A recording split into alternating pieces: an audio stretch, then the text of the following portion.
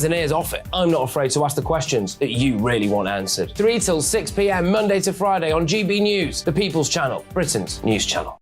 Join us every night on GB News at 11 p.m. for Headliners, which is 3 top comedians going through the next day's news stories, which is exactly what you need, because when the establishment has gone crazy, you need some craziness to make sense of it. So join us 11 p.m. every night on GB News, the People's Channel, Britain's news channel. Join me, Camilla Tominey, on Sunday mornings from 9:30, taking the politicians to task and breaking out of SW1 to see how their decisions are affecting you across the UK. Bursting the Westminster bubble every Sunday morning, only on GB News, the People's Channel. Britain's watching. I'm Jacob Rees-Mogg, the Member of Parliament for North East Somerset and a former government minister. For years, I've walked the corridors of power in both Westminster and the City of London. We need to have the arguments, the discussions on how we make it better. Crop failures, famine, war, suffering on a scale completely unimaginable. We are putting the cart before the horse. As Charles I said at the scaffold, he was the true defender of liberty. Yeah, I've completely derailed the conversation. Join me Monday to Thursday at 8 p.m. on GB News, Britain's news channel. The Jubes and Kerr, we tackle the issues of the day with real, robust debate, both sides of the fence, battling it out with me in the middle with my forthright opinions and views. And often really interesting things happen because you start with a position and then by the end of the debate you find actually, well, I might not have thought about that one. What we need in this country is 2 new political parties. You should maybe think about doing a 2024 calendar. I'm Michelle Dewberry and I'm keeping you company right through until 7 o'clock this evening. GB News, the People's Channel, Britain's watching.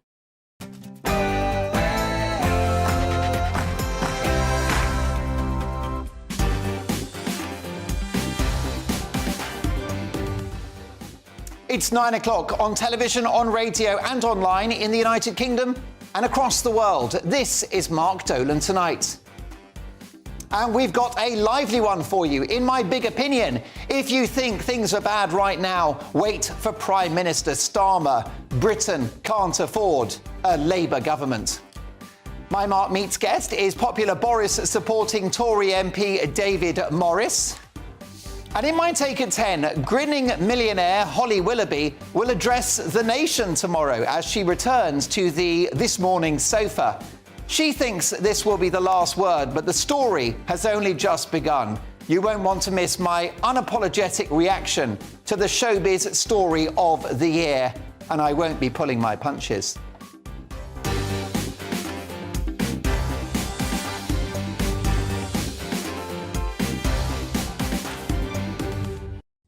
It will be a very lively one, let me tell you. First, the headlines with the brilliant Bethany Elsey. It's her last show before she goes off to have a gorgeous baby. So let's enjoy it. Bethany, take it away.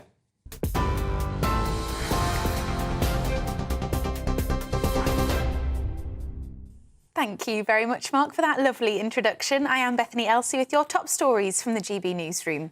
The Immigration Minister says the UK's asylum system is riddled with abuse and that the government must reduce its reliance on hotels to house migrants. It's after protests were held outside a hotel in central London where migrants were asked to sleep 4 to a room. Speaking to Camilla Tominey, Robert Jenrick said it's wrong for migrants to demand better accommodation while their asylum claims are processed. He also said the UK is spending £6 million a day on hotels and that asking migrants to share a room is necessary to get value for taxpayers' money. Remember, these are migrants who have said they are destitute. They've said that they have absolutely nowhere to stay, no friends, no family, no money, and the taxpayer is stepping up and providing them with good quality accommodation and board and lodgings. And so, you know, I think those migrants are wrong to protest and say that they deserve to have single bedrooms with ensuite bathrooms and so on. And I'm pleased to see that common sense seems to have prevailed in this case. Dorset police have named the 17-year-old boy who died after getting into difficulty in the water off Bournemouth Beach on Wednesday. Joe Abbess from Southampton died after being pulled from the sea. In a statement, his family said they were heartbroken and devastated, describing him as a fabulous young man. A 12-year-old girl named in reports as Suna Khan from High Wycombe in Buckinghamshire also died in the incident, which involved 10 swimmers. A sightseeing boat named the Dorset Belle has been impounded by police. A man has been charged after allegedly wearing a shirt to the FA Cup final yesterday, which appeared to have an offensive reference to the Hillsborough disaster. 33-year-old James White from Warwickshire has been charged with displaying threatening or abusive writing and is expected to appear at Willesden Magistrates Court next week. 97 Liverpool fans died in 1989 at Hillsborough Stadium in Sheffield. Authorities in India say a signal problem was likely responsible for the country's worst train crash in decades. 275 people were killed in the accident. Another 1,200 were injured when a passenger train hit a stationary freight train before derailing and striking a second passing train. Prime Minister Narendra Modi has vowed to punish anyone found responsible. And a Labour MP has told GB News victims are too scared to complain about sexual predators in Parliament.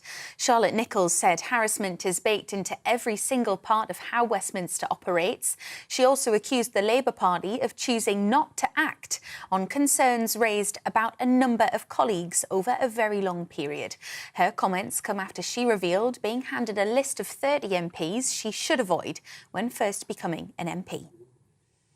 You're up to date on TV, online, DAB+ radio and on TuneIn. This is GB News. Now it's back to Mark.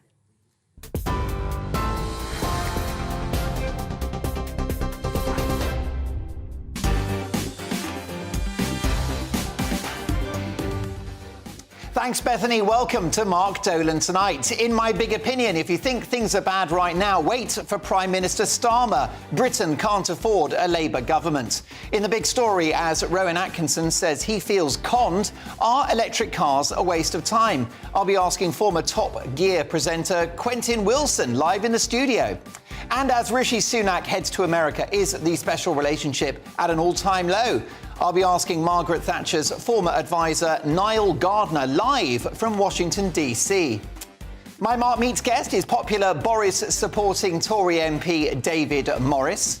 And in my take at 10, grinning millionaire Holly Willoughby will address the nation tomorrow as she returns to the This Morning sofa.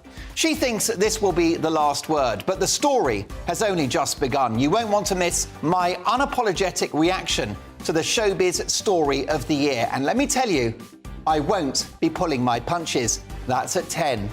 Also, will tax cuts save the Tories? I'll be asking tonight's newsmaker, politics legend Anne Widdecombe. Also, is it time to crack down on Westminster sex pests? Mark Dolan Tonight is the home of the papers, with tomorrow's front pages at exactly 10:30 sharp, with three top pundits who haven't been told what to say and who don't follow the script. Tonight, social worker and political commentator Yosef David, a brand new star on Mark Dolan Tonight. Hi, Yosef. Journalist and political consultant Emma Burnell, and farmer and former Conservative MP Neil Parish. Tonight I'll be asking the pundits, would you pay more for your groceries to save the planet? Should bad parkers be publicly shamed?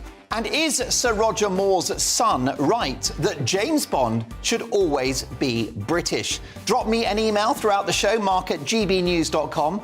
And this programme has a golden rule, a very strict one. We don't do boring, not on my watch, I just won't have it. So a busy 2 hours to come. Let's start with my big opinion.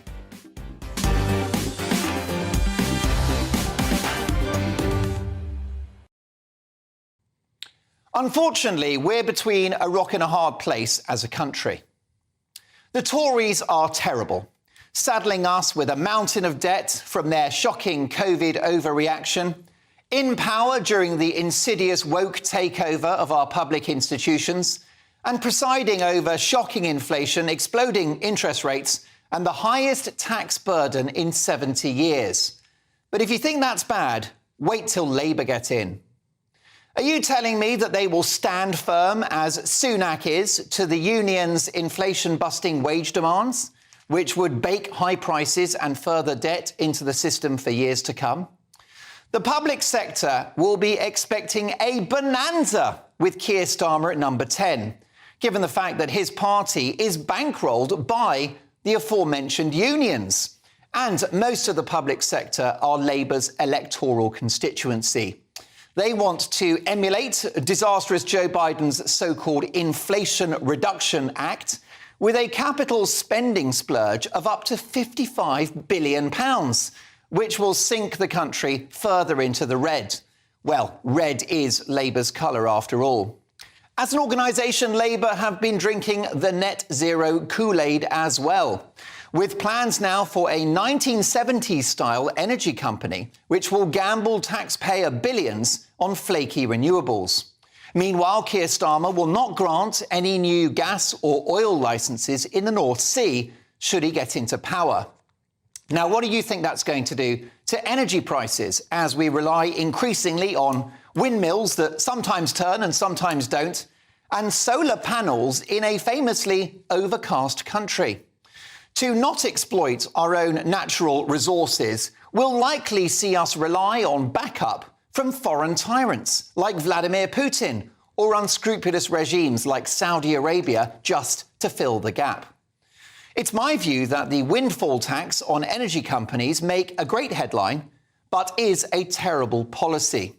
Those companies who we are currently clobbering will simply take their investment to explore new renewables elsewhere.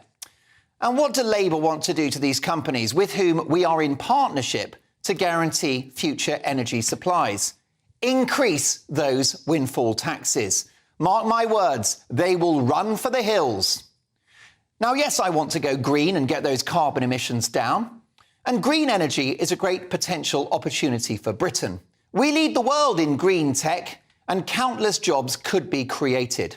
But not without oil and gas on our own shores as the ultimate insurance policy in a dangerous and unpredictable world.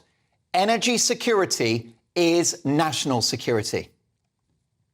Crazy green policies already mean that we now have to import shale gas from Joe Biden and the United States when we've got shale, natural gas, oil, and, dare I say it, coal on our own doorstep. Make it make sense. And a future Labour government will take us further down the green rabbit hole. A once impressive party under the leadership of Tony Blair, who got some things wrong but plenty right, were elected on a message of low tax, social mobility, and three great words: education, education, education. Under Starmer, it will be spend, spend, spend, and we will all be paying the price. Labour want to increase foreign aid, just as Brits struggle to put food on the table, sending millions to countries like India, who have their own space programme. Make it make sense. They're going to give the NHS more money, a pay rise to GPs, more nurses, more police officers, more doctors. What planet do they live on? Who's going to pay for this? Easy, you and me. Labour are deeply dishonest when they sell their spending plans about a so-called non-dom tax rise. That's right, they reckon they can spend all this money on public services based upon the non-dom tax rise. Now, this is a plan to clobber rich foreigners who make their home here. The most that will achieve is £3.5 billion, but it's possible that barely any of that will be raised because you might have noticed that these rich people are pretty mobile and they too will run for the hills. And who could blame them? You've got to ask yourself, do you want these rich people living in this country, buying their Rolls Royces here and investing here, or do you want them doing it in Dubai or Singapore? I'm very sad that we live in an unequal world. But how does rich people leaving Britain make us richer? Make it make sense. Apparently, millions are going to come from the regressive policy of taxing private schools, which means the poorest kids will be forced to leave and go into state education. Any gain from this tax will be lost as the state has to now educate the kids who leave the private sector. We already don't have enough school places, so that means we'd have to build More schools as well. Make it make sense. Labour say they will balance the books and cost every policy carefully.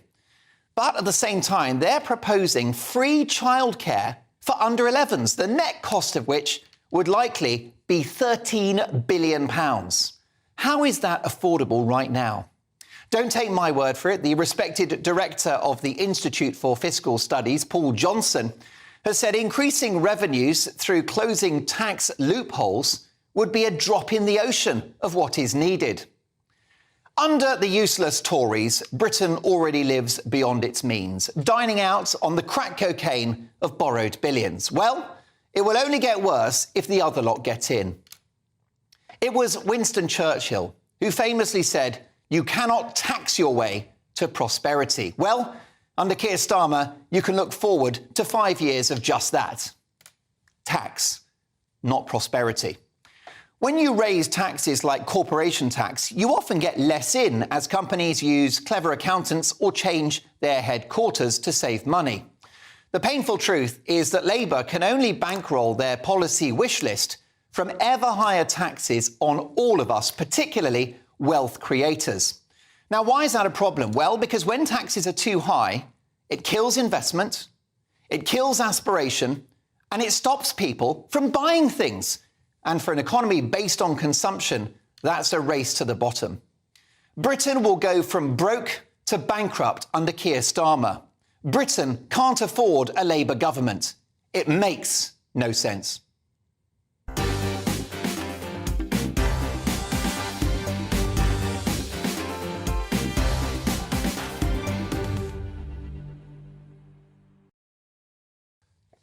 I've got to say, it's very good exercise getting across the studio like that. Look, your reaction, Mark at GBNews.com. Labour would argue that the Tories have destroyed the economy. There was, of course, Liz Truss's disastrous mini-budget, and that, frankly, they will rescue this country from its current financial woes. That's not my view, but what's yours, Mark at GBNews.com. Let's get reaction now from my top pundits. I'm delighted to welcome social worker and political commentator Yosef David, a brand new star on the show. Welcome, Yosef. We also have journalist and political consultant Emma Burnell, good friend of the show, and another good friend of the show, farmer and former Tory MP Neil Parish. Emma, let me start with you. Britain can't afford a Labour government. Britain can't afford not to have a Labour government, Mark. Any business person will tell you that there is a difference between spending and investment. And what we've got at the moment is an awful lot of spending and very little investment. We are spending to deal with the catastrophic crisis that was brought to us through a decade of austerity and then a crisis that was hit harder because we had cut everything. It is absolutely true that there are certain ways that government can spend money or it can invest money. And the case is we are looking at how government decisions impact on ordinary people and our budgets. And any election is won and lost on the simple question, are you better off now than you were last time? And frankly, nobody except the very, very rich are saying yes to that question. Well, Neil Parish, Labour will invest in the economy. Any Keynesian economist will tell you that will boost growth. What's not to like? What I don't like is this business that you raised, is that you're actually going to stop getting gas and oil out of the North Sea. But yes, build on green policies and let's have more windmills, wind turbines, let's have more solar, but let's actually keep investing in the North Sea and gas, because what we can't do is overnight go to net zero. And so therefore we will need gas, we will need oil, and then we need renewables. And I think that is the big mistake of the Starmer regime. I think it would be really wrong for the economy. And I also think that I don't agree with Emma. I believe that there is a lot of investment going on. There's been a huge amount of cost, and there's been the pandemic, and there has been the energy crisis, all of these things. But where I do agree with her is that everybody are feeling worse off. Inflation's high, food inflation's high. We'll talk about that later. All of those things affect it. But will they actually, when they come to put their cross there, will they necessarily trust Keir Starmer to do better? It's a shame that we've got to argue, the Tories are the lesser of the evils. But of course, I used to say when I stood as a Tory candidate, they don't vote for us because they love us, because they hate us less than the other lot. But I rather fear this is what this election's going to be about. No one hates you, Neil Parish, rock star, ex-politician. Yosef David, great to have you in the studio, and thank you for dressing up. Very, very smart indeed. Listen, Labour would argue they couldn't possibly do a worse job with the economy than the Tories. I think it's fair to say that the Conservatives have a lot of trust to regain with the British people.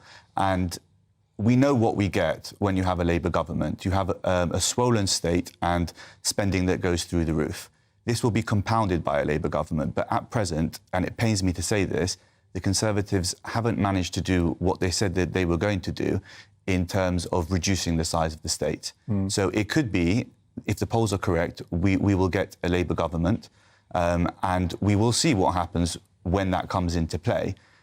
Having said that, I would count the social cost of a Labour government as more worrying than the financial cost. And what do you mean by social cost? Well, I'm from a minority community, and the way that the Labour Party engages with identity politics risks pitting minority communities against each other. And for me, that's terrifying. The way that the Labour Party talk about race actually deepens divisions. It doesn't build camaraderie.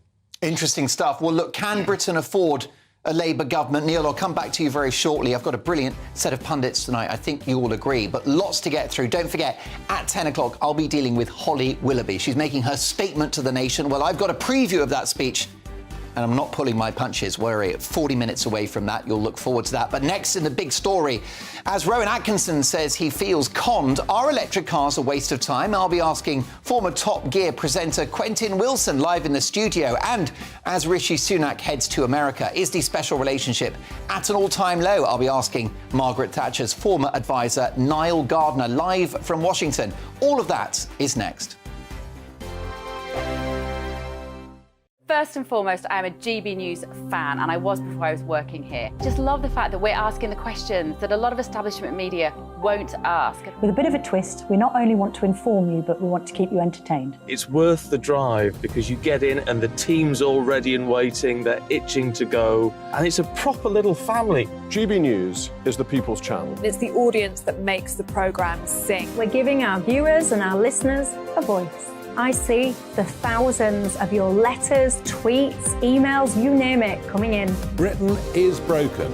How on earth did we get into this mess? But more importantly, how do we get out of it? The establishment had their chance. Now we're here to represent you. It's time for something different.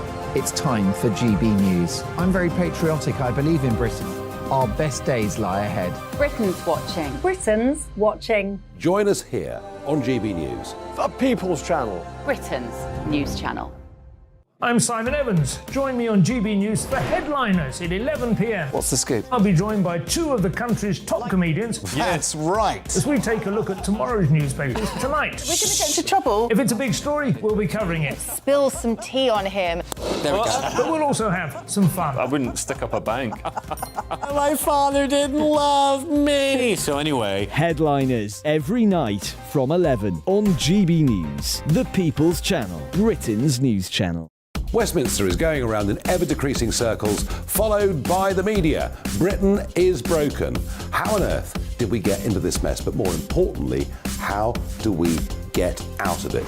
Join me at 7 p.m, Mondays to Thursdays on Farage, here on GB News. We will have open, rational debate. We've got to work out how Britain moves forward from this. Join us here on GB News, the People's Channel. Britain is watching. I'm Andrew Doyle. Join me at 7 o'clock every Sunday night for Free Speech Nation, the show where I tackle the week's biggest stories in politics and current affairs with the help of my two comedian panellists and a variety of special guests. Free Speech Nation, Sunday nights from 7 on GB News, the People's Channel, Britain's news channel. Monday to Thursday nights on GB News. At 6, it's Deebs & Co. 7 o'clock, Farage. At 8, join Jacob Rees-Mogg. And at 9, Dan Wootton Tonight, followed by Headliners. On TV, radio and online. This is GB News.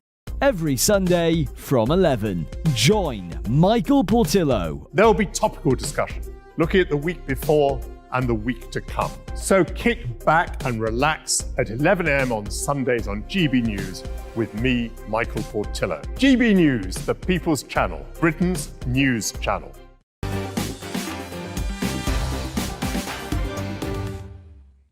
Welcome back to the show. We'll get to your emails very shortly, but it's time now for the big story. And Rowan Atkinson says that he feels a little duped by electric cars and urged motorists to keep using older petrol vehicles to help save the planet.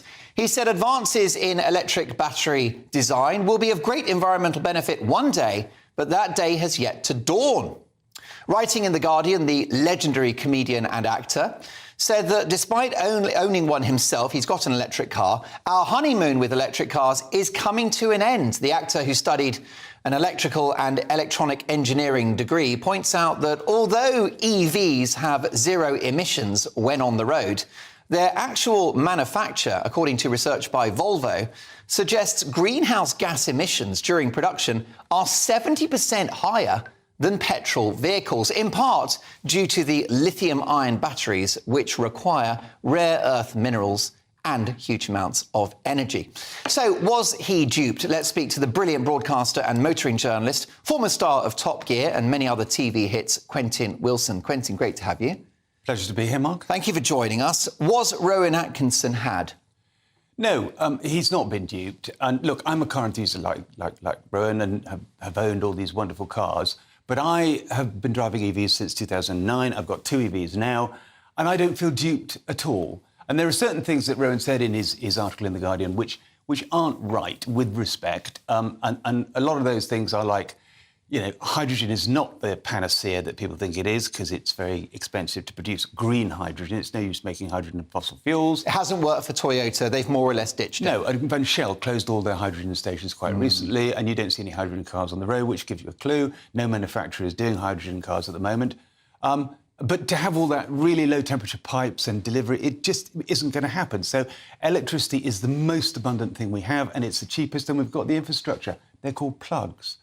So the idea that an EV has this huge carbon debt that it needs to pay off, and that Volvo study has been widely debunked, and it pays back in about 16,000 miles, and there's been some really scholarly peer-reviewed research on this. And don't forget, Volvo also make combustion cars. So that's an issue. Yes, sure, the lithium and the cobalt are rare earth metals, and they're in reasonably limited supply. The extraction of them involves quite a depletion of human rights as well as natural resources, doesn't it? There are issues with human rights. And it's going to run out. Isn't that another headache? Well, not really. Lithium's pretty abundant, and it's on the bottom of the seabed, and we don't know how much lithium there is in the world because we haven't really started looking. And can electric car batteries be recycled? Of course. Massively. I was in Birmingham the other day with a firm called EcoBat, who are just howling for as many EV batteries as they get. So they don't go into landfill? Nobody's going to take batteries to landfill. They cost a huge amount of money. And they can be re-energised? They can be made into second life batteries for static energy storage, or other batteries for electric cars. So there's that wonderful circular economy. Nobody recycles oil, Mark. And also, when you think about, OK, the energy to make an electric car, it's a lot, but the energy to make a combustion car is a lot, and to refine, drill, explore, transport the oil, and nobody talks about that carbon emissions. So perhaps there's an argument to go electric, but couldn't my viewers and listeners hang on to their diesel estate until it basically breaks down? Isn't there an argument for keeping your old car rather than buying a new one, which needs to be made? Mark, scrapping perfectly good combustion cars makes no environmental sense at all, and I completely agree with Rowan on that. You know, keep it. OK, there will be emissions, but it's much, much better to repurpose your old car than to scrap it completely. So on that, we absolutely agree. But for your viewers, look, I've been driving these cars for a long time. I do 35,000 miles a year in an electric car, and I have no problems. The batteries aren't... Have you got as many points on your licence as Suella Braverman? No. Archbishop of Canterbury? No. Look at you. Zero. You're an angel. God, you must be very But boring I did to have drive 6, with. but they've expired. I'm glad to hear it. Glad. Full disclosure. What about the cost? Because I've got viewers and listeners who will think, OK, you're very persuasive, but there's no way I can afford one of those bloody things. They are expensive, absolutely. But the disparity between combustion and electric is closing. You can buy a Tesla for £20,000 now, a second-hand one. Fiat have just lopped £3,000 off their electric E500. I've never heard you say something nice about a Fiat before. Well, You've changed, Quentin. No. You've gone woke. Hold on. You used to joke about Fiat. Perish the thought, yeah.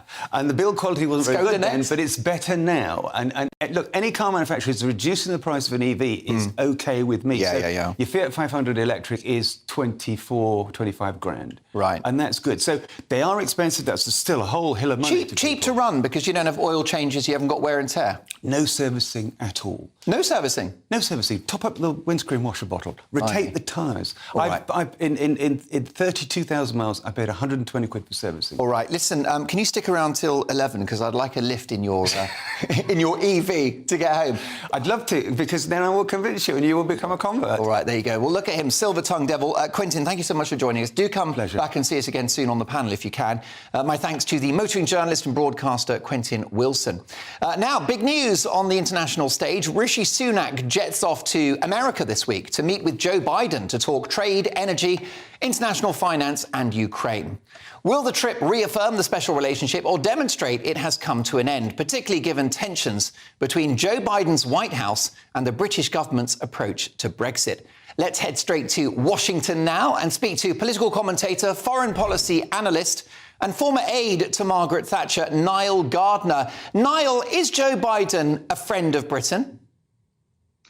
Well, Mark, thanks very much for having me on the show today. And I have to say, I think that Joe Biden is the most anti-British president of the modern era. He's no friend of the United Kingdom and the British people. He, in fact, started off his presidency by removing a bust of Winston Churchill from the Oval Office, just as Barack Obama did before him. Donald Trump brought the bust of Churchill back, but Biden wasted no time in getting rid of the Churchill bust. And that really set the tone for his presidency. Biden really is an incredibly left-wing president. He's a very woke president. He has no real affinity, I think, for the US-UK special relationship. He has lectured Britain on multiple occasions. He's threatened Britain over a US-UK free trade deal. He declined to attend the King's coronation. This is a president who I think has diminished, actually, the partnership between the US and the UK, has insulted Britain on many occasions.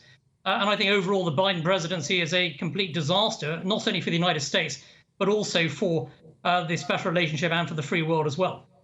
I'm sure that Rishi Sunak would like to restart talks over a trade deal with the US. Will that ever happen under a Democratic president? Well, that's a very good question. It's not certain whether or not Sunak is going to press the issue of a trade deal with the United States. After all, Biden has been very, very hesitant to move forward with regard to a trade deal.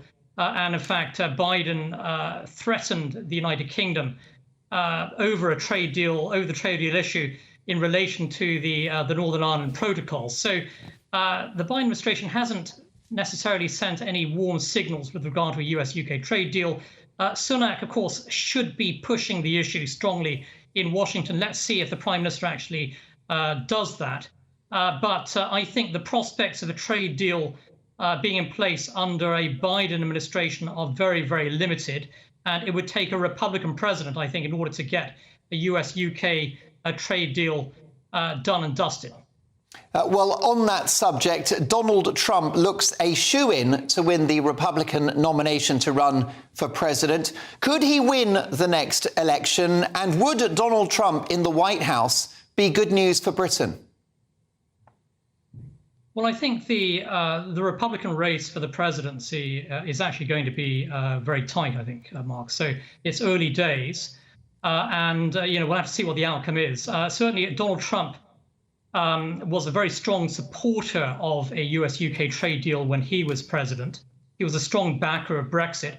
But at the same time, his main opponent, Ron DeSantis, governor of Florida, is also a big supporter of Brexit. I think the special relationship would be very strong in the hands of any Republican president. If you look at other contenders as well, Nikki Haley, for example, a big backer of Brexit, a strong supporter of a US-UK trade deal. So the Republicans as a whole, I think, are very supportive of a stronger, more powerful relationship with Great Britain. They back a trade deal. And so I think that the future of the special relationship would be very safe in the hands of a conservative US president. But if it's Joe Biden in office for a second term, then I think the outlook for the special relationship would be very grim. Well, Niall, our relationship has always been very special. Thank you so much for joining us. My pleasure. Many thanks.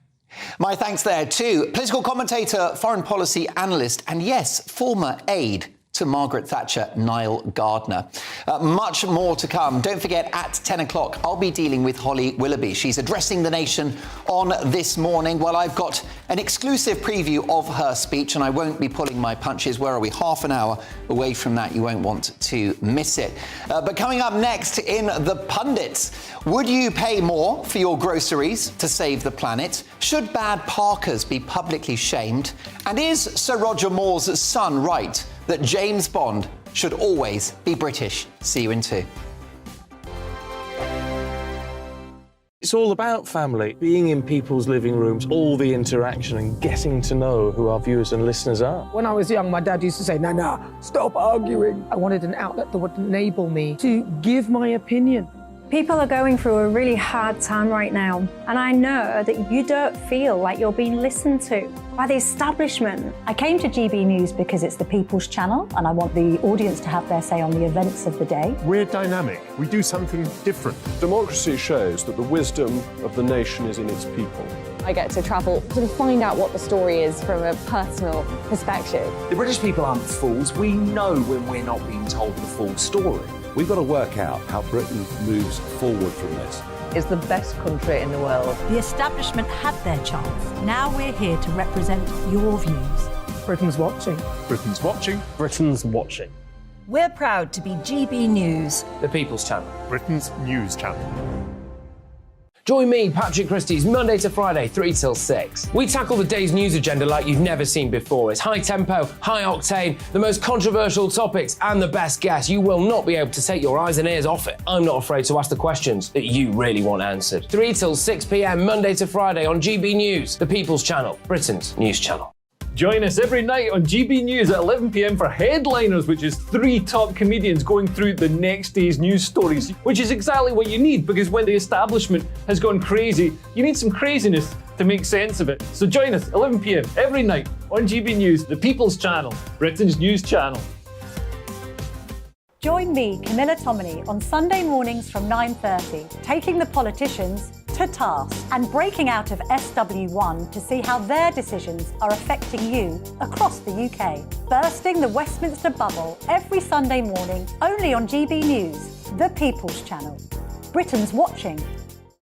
I'm Jacob Rees-Mogg, the Member of Parliament for North East Somerset and a former government minister. For years, I have walked the corridors of power in both Westminster and the City of London. We need to have the arguments, the discussions on how we make it better. Crop failures, famine, war, suffering on a scale completely unimaginable. We are putting the cart before the horse. As Charles I said at the scaffold, he was the true defender of liberty. Yeah, I've completely derailed the conversation. Join me Monday to Thursday at 8 p.m. on GB News, Britain's news channel. So Dubes & Co, we tackle the issues of the day with real, robust debate, both sides of the fence, battling it out with me in the middle with my forthright opinions and views. And often really interesting things happen because you start with a position and then by the end of the debate you find actually, well, I might not have thought about that one. What we need in this country is 2 new political parties. You should maybe think about doing a 2024 calendar. I'm Michelle Dewberry and I'm keeping you company right through until 7 o'clock this evening. GB News, the People's Channel, Britain's watching.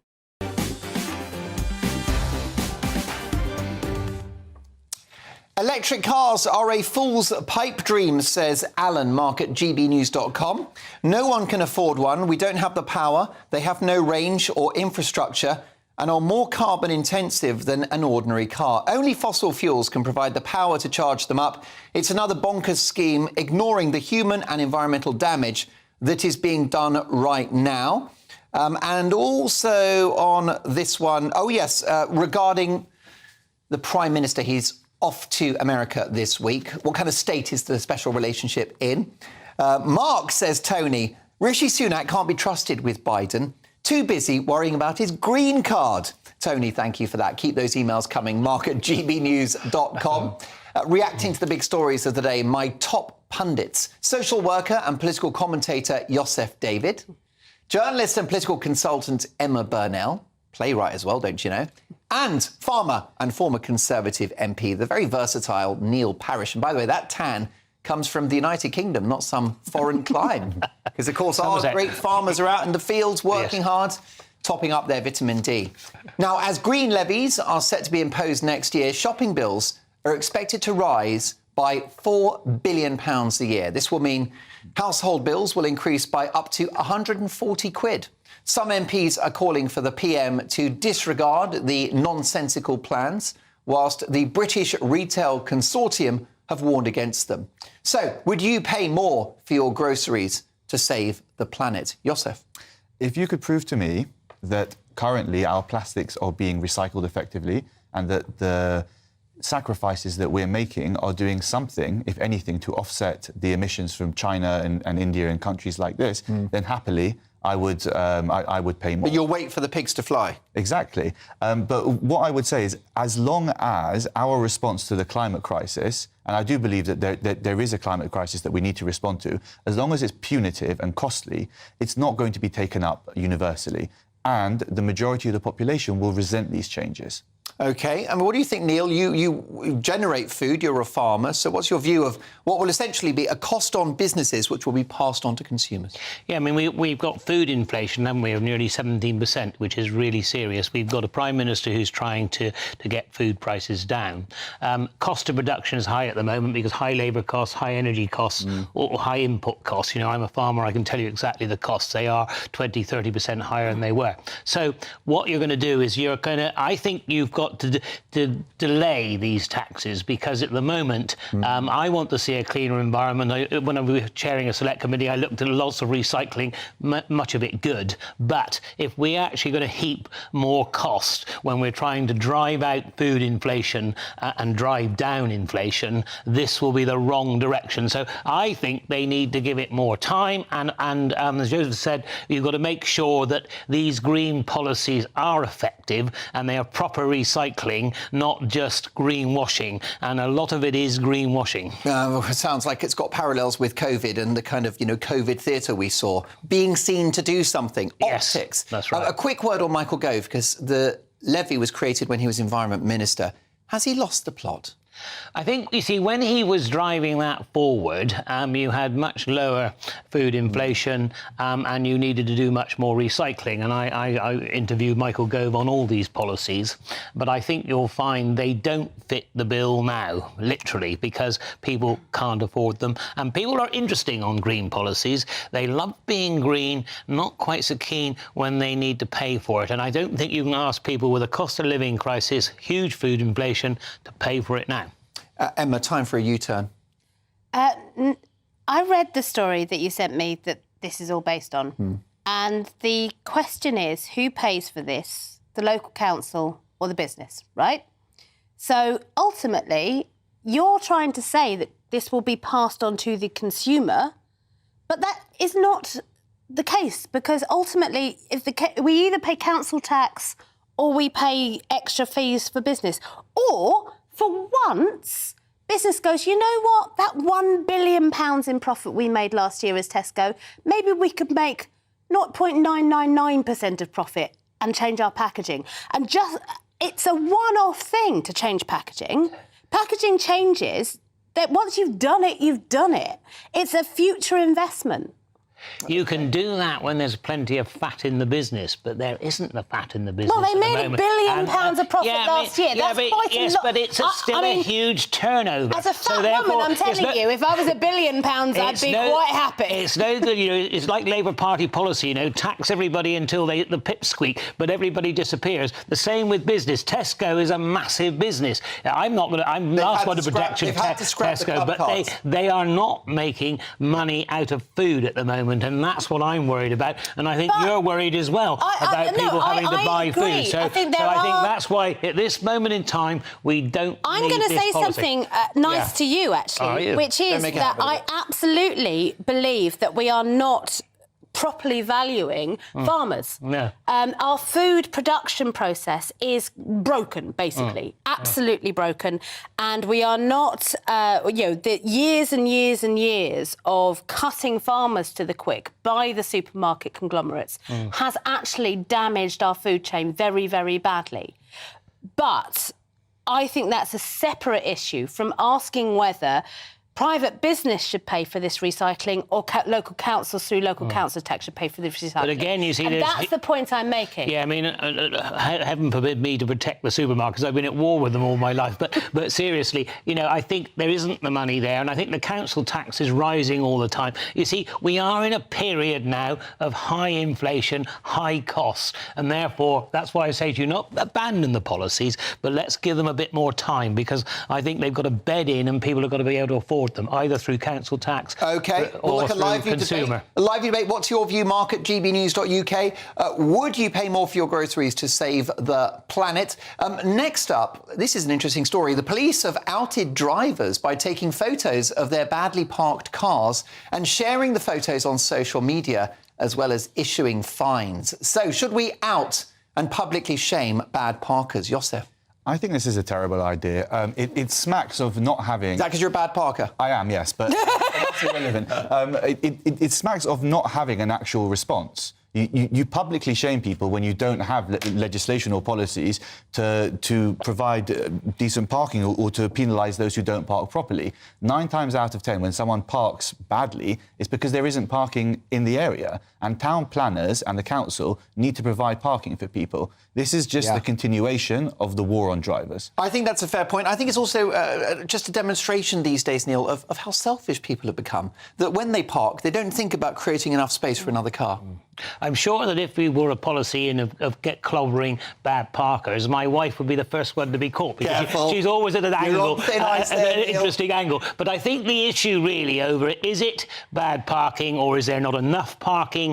Are they parking in somebody's driveway? There are different times when you really are parking badly. But I think, I mean, I spent early part of my political life on a planning committee, and the trouble is, when it wasn't lucky me, it was terrible me. But the thing is, you have not enough parking with housing, and if you go out into your rural areas, electric cars, any sort of cars, you need cars, and the trouble is they are parked very often the wrong place, not enough parking. That needs to be dealt with. We're not, you know, if you wait for a bus in most of the areas that I represented in my life, when the bus came along, it wouldn't be going where you wanted it to go. So, you know, you do need private transport and you need somewhere to park it. So I got some sympathy with it, but not parking in somebody's driveway. Are you like Jeremy Clarkson in that tractor of yours? Yeah, probably. Can you throw that thing around? That's right. You got a Lamborghini? I haven't yet, but I did see one in the paper the other day that was very tempting. Listen, I won't ask Emma, because we know that women are much better parkers than men. Emma, you're a very creative person, you're an award-winning playwright, all the rest of it. Roger Moore's son has said that only a British person should play James Bond. Some suggestion an American could fill the role. Your reaction? I'm just thinking of the amount of British actors that I've seen playing Americans. Maybe it's payback time. I'm getting quite tired of the you have to be X to play Y. But would it have to be a British accent? Yeah. Yes. So if it was George Clooney, would he have to give it the plum, you know, and Queen's please English? God, can they do slightly better than Gwyneth Paltrow's one-note British accent? But it's His Majesty's civil, secret service. Well, it's got to be a Brit. I mean, it to be really honest, has. We can't have an American. With the way MI6 is right now, it should probably be a Russian. There seems to be. They probably speak better English. There seems to be this dark pleasure that some people have in changing everything that's established. James Bond has been British. He's known across the world as being British. Let's keep it that. There you go. Quite right, James Bond tonight. Let me tell you, Yossef David. Can I say? Yes, Are you good at drinking martinis and chasing ladies? Absolutely. Right. Should they decide? In the 1960s Casino Royale, there was a whole load of different ones. There you go. Listen, I've quite clearly lost control of the puppets. At 10 o'clock, I'll be dealing with Holly Willoughby. You won't want to miss it. It's going to be box office telly and my take at 10. But next up, I'm delighted to say in the studio, Boris supporting Tory MP David Morris is my Mark Meets guest, and he's got quite the story.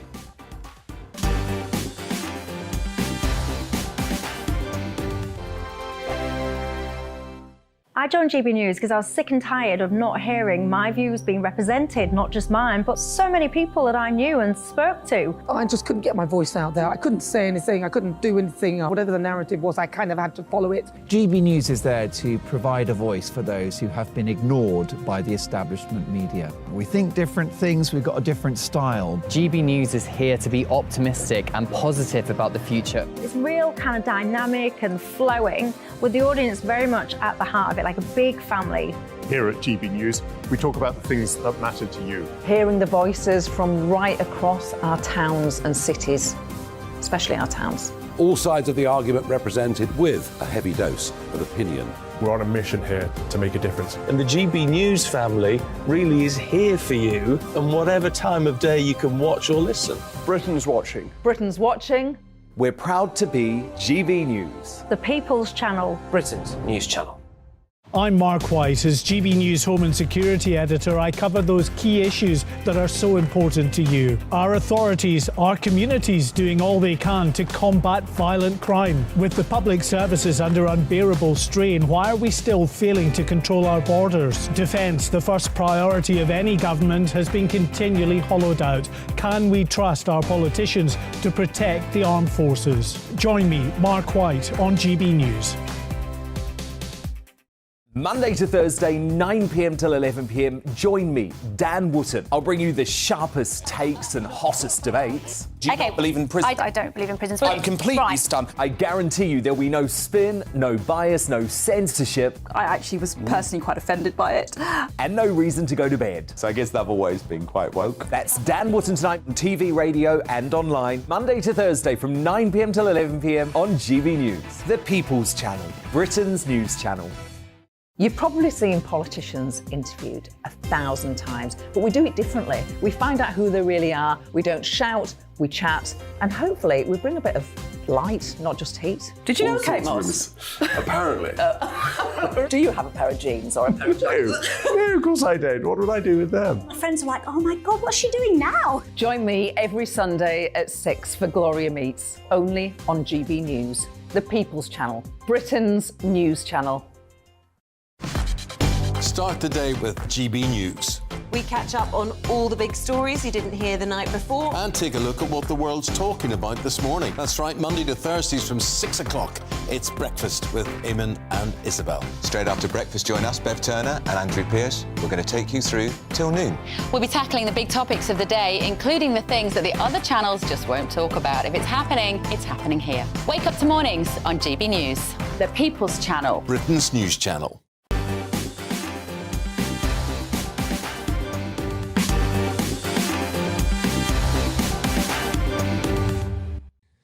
It's time now for Mark Meets, and this evening the popular and very active Conservative MP for Morecambe and Lunesdale, David Morris. David, welcome to Mark Dolan tonight. Hi, Mark. Thank you for... Well, it's great to have you come in, given up a chunk of your Sunday evening, and I actually think that MPs work very hard and work long hours, and for you to give up your Sunday night is very appreciated.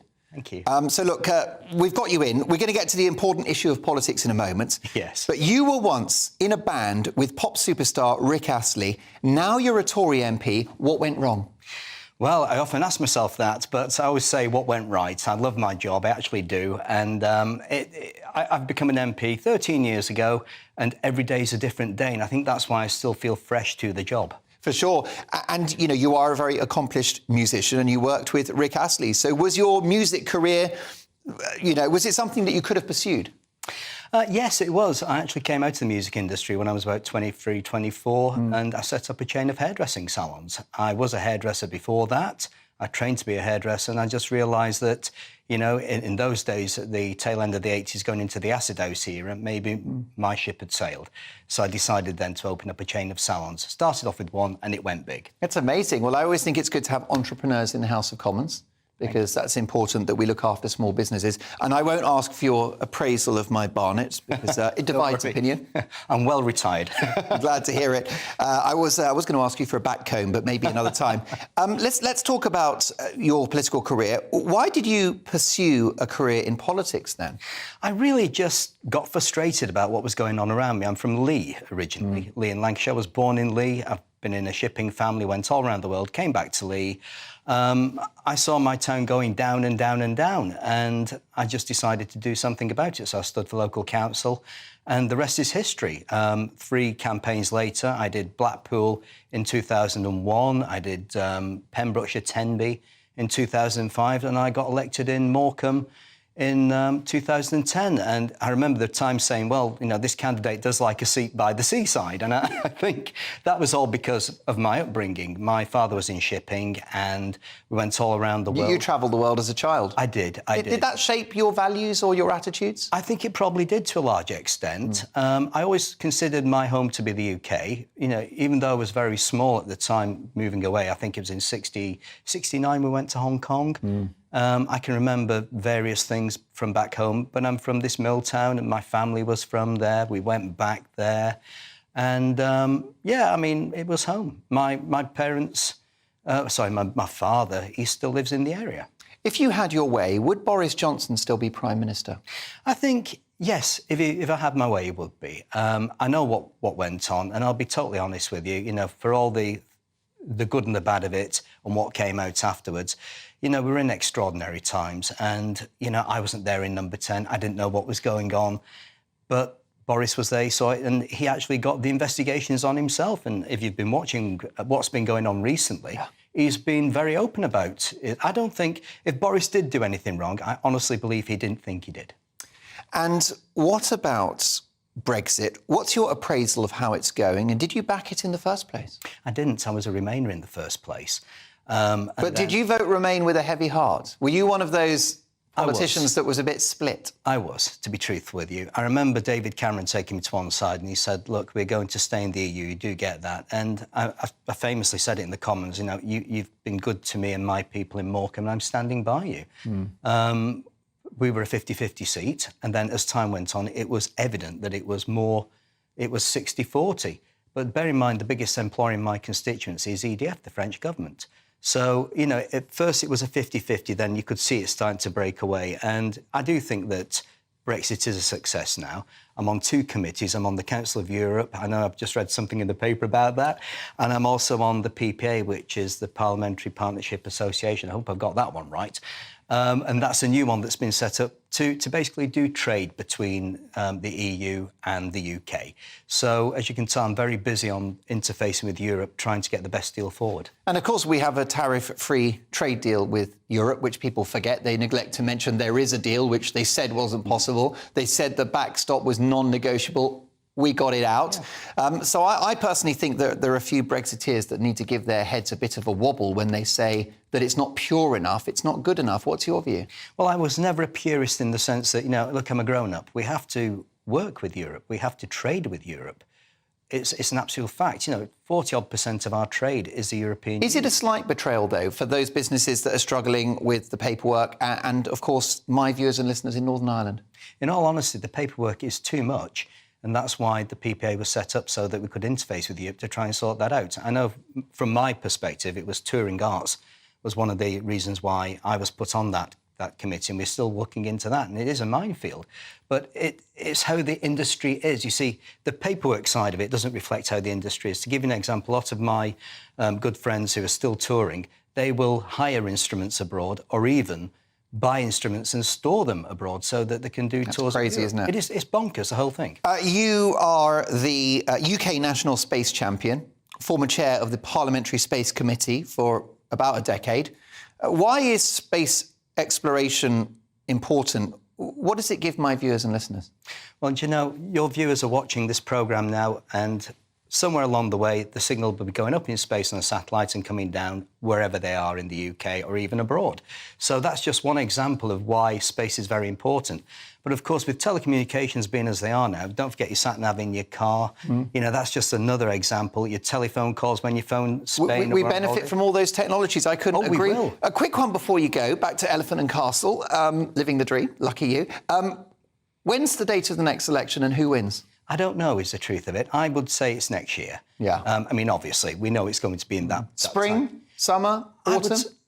Personally, I would say it's probably this time next year. All right. Well, look, David, thrilled to have you in the studio. We'll catch up soon. My thanks to Tory MP David Morris. Next up, I'm excited to say, I'll be dealing with Holly Willoughby in my Take at 10. You won't want to miss it. Box office telly, folks. See you in 2.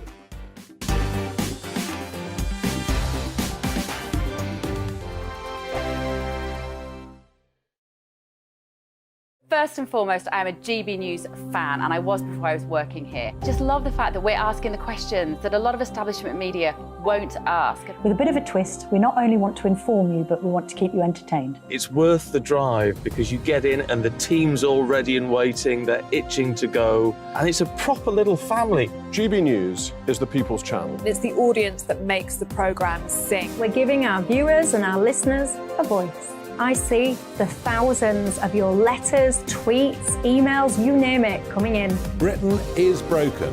How on earth did we get into this mess? But more importantly, how do we get out of it? The establishment had their chance. Now we're here to represent you. It's time for something different. It's time for GB News. I'm very patriotic. I believe in Britain.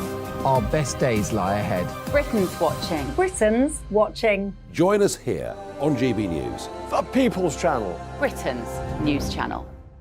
I'm Simon Evans. Join me on GB News for Headliners at 11 p.m. What's the scoop? I'll be joined by 2 of the country's top comedians. That's right. As we take a look at tomorrow's newspapers tonight. We're going to get into trouble. If it's a big story, we'll be covering it. Spill some tea on him. There we go. But we'll also have some fun. I wouldn't stick up a bank. My father didn't love me. So anyway. Headliners every night from 11 on GB News, the People's Channel, Britain's news channel. Westminster is going around in ever-decreasing circles, followed by the media. Britain is broken. How on earth did we get into this mess? But more importantly, how do we get out of it? Join me at 7 p.m, Mondays to Thursdays on Farage, here on GB News. We will have open, rational debate. We've got to work out how Britain moves forward from this. Join us here on GB News, the People's Channel. Britain is watching. I'm Andrew Doyle. Join me at 7 o'clock every Sunday night for Free Speech Nation, the show where I tackle the week's biggest stories in politics and current affairs with the help of my 2 comedian panellists and a variety of special guests. Free Speech Nation, Sunday nights from 7 on GB News, the People's Channel, Britain's news channel. Monday to Thursday nights on GB News. At 6, it's Dubes & Co. 7 o'clock, Farage. At 8, join Jacob Rees-Mogg. And at 9, Dan Wootton Tonight, followed by Headliners. On TV, radio and online. This is GB News. Every Sunday from 11, join Michael Portillo. There'll be topical discussion, looking at the week before and the week to come. So kick back and relax at 11 a.m. on Sundays on GB News with me, Michael Portillo. GB News, the People's Channel, Britain's news channel.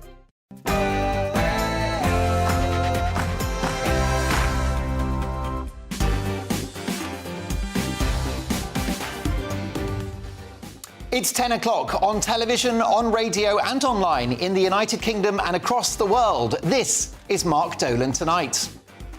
In my Take at 10, grinning millionaire Holly Willoughby will address the nation tomorrow as she returns to the This Morning sofa. She thinks that this will be the last word, but the story has only begun. You won't want to miss my unapologetic reaction to the showbiz story of the year. And let me tell you, folks, I will not be pulling my punches. Also, will tax cuts save the Tories? I'll be asking tonight's newsmaker, formidable politics legend Anne Widdecombe. And is it time to crack down on Westminster sex pests? Mark Dolan tonight is the home of the papers with tomorrow's front pages at exactly 10:30 sharp.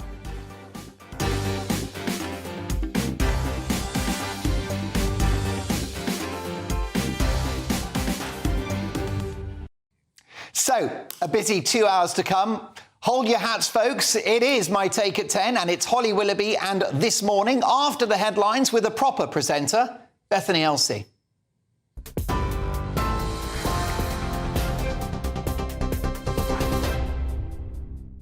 Mark, thank you. Good evening. I'm Bethany Elsey with your top stories from the GB newsroom. The Immigration Minister says the UK's asylum system is riddled with abuse and that the government must reduce its reliance on hotels to house migrants.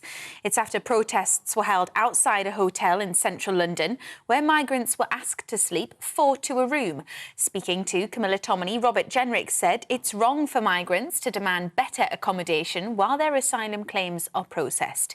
He also said the UK is spending £6 million a day on hotels and that asking migrants to share a room is necessary to get value for taxpayers' money. Remember, these are migrants who have said they are destitute. They've said that they have absolutely nowhere to stay, no friends, no family, no money, and the taxpayer is stepping up and providing them with good quality accommodation and board and lodgings. And so, you know, I think those migrants are wrong to protest and say that they deserve to have single bedrooms with ensuite bathrooms and so on. And I'm pleased to see that common sense seems to have prevailed in this case. The family of a 17-year-old boy who died after being pulled from the sea off Bournemouth Beach have said they are heartbroken and devastated. Joe Abess from Southampton and a 12-year-old girl named in reports as Suna Khan from High Wycombe in Buckinghamshire both died in the incident, which involved 10 swimmers. A sightseeing boat named the Dorset Belle has been impounded by police. A man has been charged after allegedly wearing a shirt to the FA Cup final yesterday, which appeared to have an offensive reference to the Hillsborough disaster. 33-year-old James White from Warwickshire has been charged with displaying threatening or abusive writing and is expected to appear at Wilston Magistrates Court next week. 97 Liverpool fans died in 1989 at the Hillsborough Stadium in Sheffield. Authorities in India say a signal failure was likely responsible for the country's worst train crash in decades. 275 people were killed in the accident. Another 1,200 were injured when a passenger train hit a stationary freight train before derailing and striking a second passing train. India's Railway Board has recommended the investigation be handed over to the country's federal authorities. And the Duke of Sussex will appear at the High Court tomorrow to give evidence on the witness stand against the publisher of the Daily Mirror. Prince Harry claims around 140 published articles contained information gathered using unlawful methods, including phone hacking. Mirror Group Newspapers is contesting the claims. You're up to date on GB News. Now let's get back to Mark.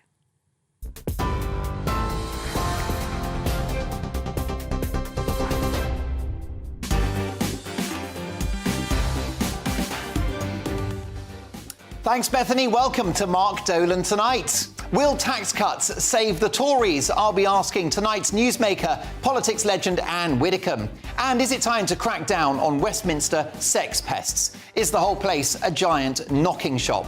The papers at 10:30 with full pundit reaction. Plus, we'll have tonight's headline heroes and back page zeros. Big stories, big guests, and always big opinions. Let's start with My Take at 10.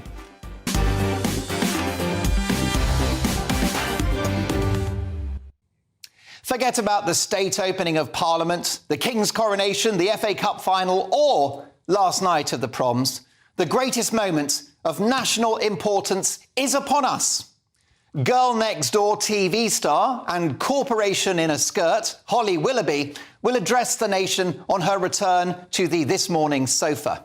Leaked details to the Sun newspaper, which read more like a press release, say that Holly Willoughby will present the show tomorrow and make a sensitive and caring speech which addresses the drama of the last couple of weeks in relation to Philip Schofield's affair with a much younger male colleague. In her State of the Union address, which will have the world on the edge of its seat, she's expected to reiterate the fact that she knew nothing about this relationship.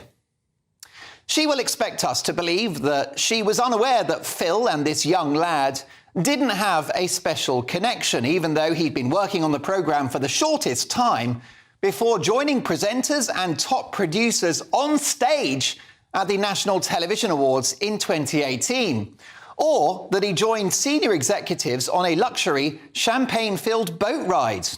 All exclusive details brought to you by the Mail's brilliant Katie Hind. What about the fact that Phil and this younger man dined out together regularly? And this young man, who is now pulling pints in a northern pub, enjoyed a cameo as an elf on a This Morning Christmas special. Forget about Santa. What was in Schofield's sack? Look, I haven't seen Holly's speech, which is no doubt going to be up there with the Gettysburg Address. Of course it will. Abraham Lincoln, eat your heart out. Churchill's wartime radio broadcasts, they will have that level of gravitas, I've got no doubt. And Margaret Thatcher's The Ladies Not for Turning speech. Well, let me tell you that Holly is not for turning either, and she's going to stick to her story. But I can give you a pretty good guess of what it will be. 5 or 10 minutes of utter BS. How can I know that so well? Because notwithstanding my personal sympathy for Schofield, for what he has referred to as potential suicidal thoughts, that's a deep concern, and he must get help and support from friends and a professional. But his rushed decision to suddenly do an interview with the BBC and The Sun struck me as total desperation. Playing the homophobia card, what the hell? Utter rubbish. If this had been a male star who met a 15-year-old girl and was banging her later in her teens, let me tell you, it would be a story of epic proportions. It would be worse. So I would humbly suggest that old Phil is an unreliable witness at best. He makes O.J. Simpson's claims of innocence look positively compelling. Schofield's self-flagellating sobfest left me cold, particularly when he denied that This Morning is a toxic place to work. He said it's lovely, we have a meeting, we have a cup of tea, it's all rosy in the garden. Do me a favour, everyone and their grandma knows that the culture on This Morning is more toxic than Shaun Ryder's liver. And for me, that was Schofield's Meghan Markle moment, when one obvious untruth, denying how nasty the atmosphere on that show clearly is, ask Dr. Ranj, which causes everything else he said to collapse like a house of cards. How convenient that Schofield should be photographed this morning in the company of his long-suffering and dear old mum. It's almost like that photo was arranged to further imbue public sympathy for poor Phil. Well, it won't work. The public aren't buying this, and I don't think they'll buy Willoughby's I Knew Nothing act tomorrow morning. Whatever she did or didn't know about her colleague's close friendship with this young man, anybody could see that there was a clear power imbalance in that relationship. And I'm horrified that Schofield reportedly abused that power on ITV property, as poor old Giles Brandreth sipped his Horlicks in the dressing room next door. Could have given him a heart attack. Tomorrow, Holly Willoughby will demonstrate what ITV bosses already think of the British public, that you're stupid and that they can spin you any old yarn and you'll buy it. I don't think so. Schofield is damaged. This Morning is damaged. ITV is damaged. And I'm afraid to say, Holly Willoughby is damaged too. How damaged? Well, we'll have to wait and see. But I'm sorry, folks, the halo has slipped for Little Miss Perfect. She thinks her speech will be the last word on this issue, but let me tell you, it's only begun.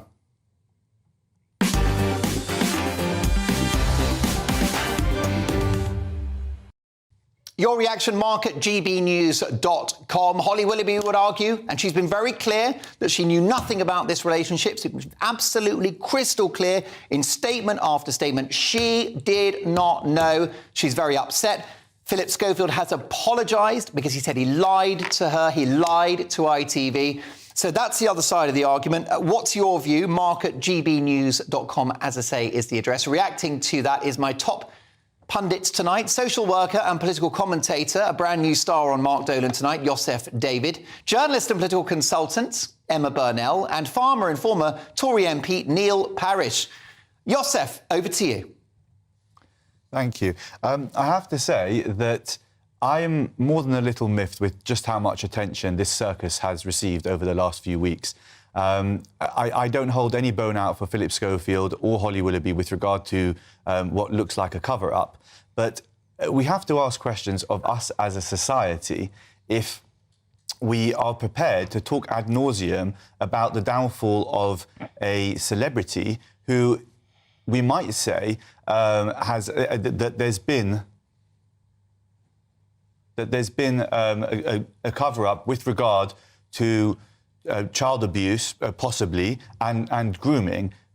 But actually, nationally speaking, every day children are abused and groomed, and we don't have the same zeal or interest to follow these stories. And it makes me wonder, are we still a serious country that we can follow what is a showbiz story? Yes, it's very serious, but I don't think any laws were broken.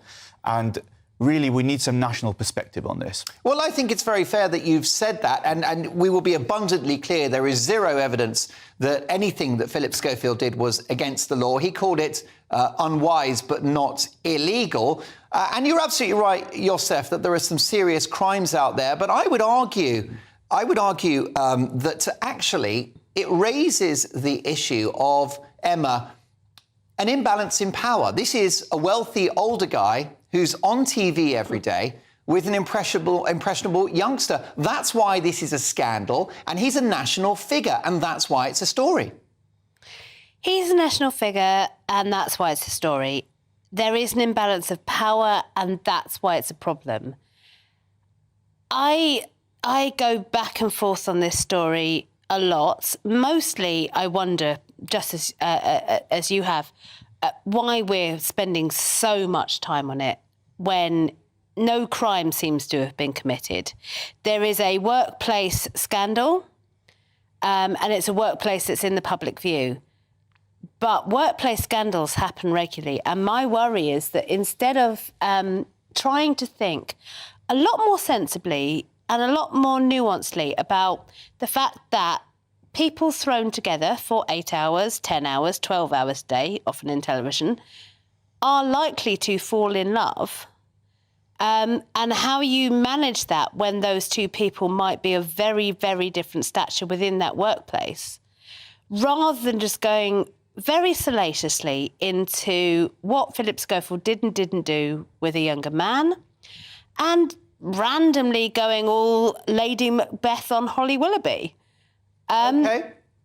I mean, I think the issue is, Neil Parish, that presenters are like politicians. They are accountable public figures. They come into our living room every day via the television, and they've got to be held to account for their actions.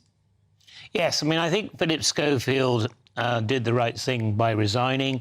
I actually think that prolonging this story is just prolonging his agony. He was wrong what he did, but you've got to give the guy, you've got to give him space now. Well, he's got to get on with his life. Neil, by the way, Neil, can you look at the camera, because we want to see your gorgeous face? Sorry? Let me tell you, when you look around, right. Probably Emma will show you. There you go. Only because that's your best side. Sorry, I was looking at the wrong camera. Sorry, Mark. That's all right. We just, need to understand that Schofield is a national celebrity.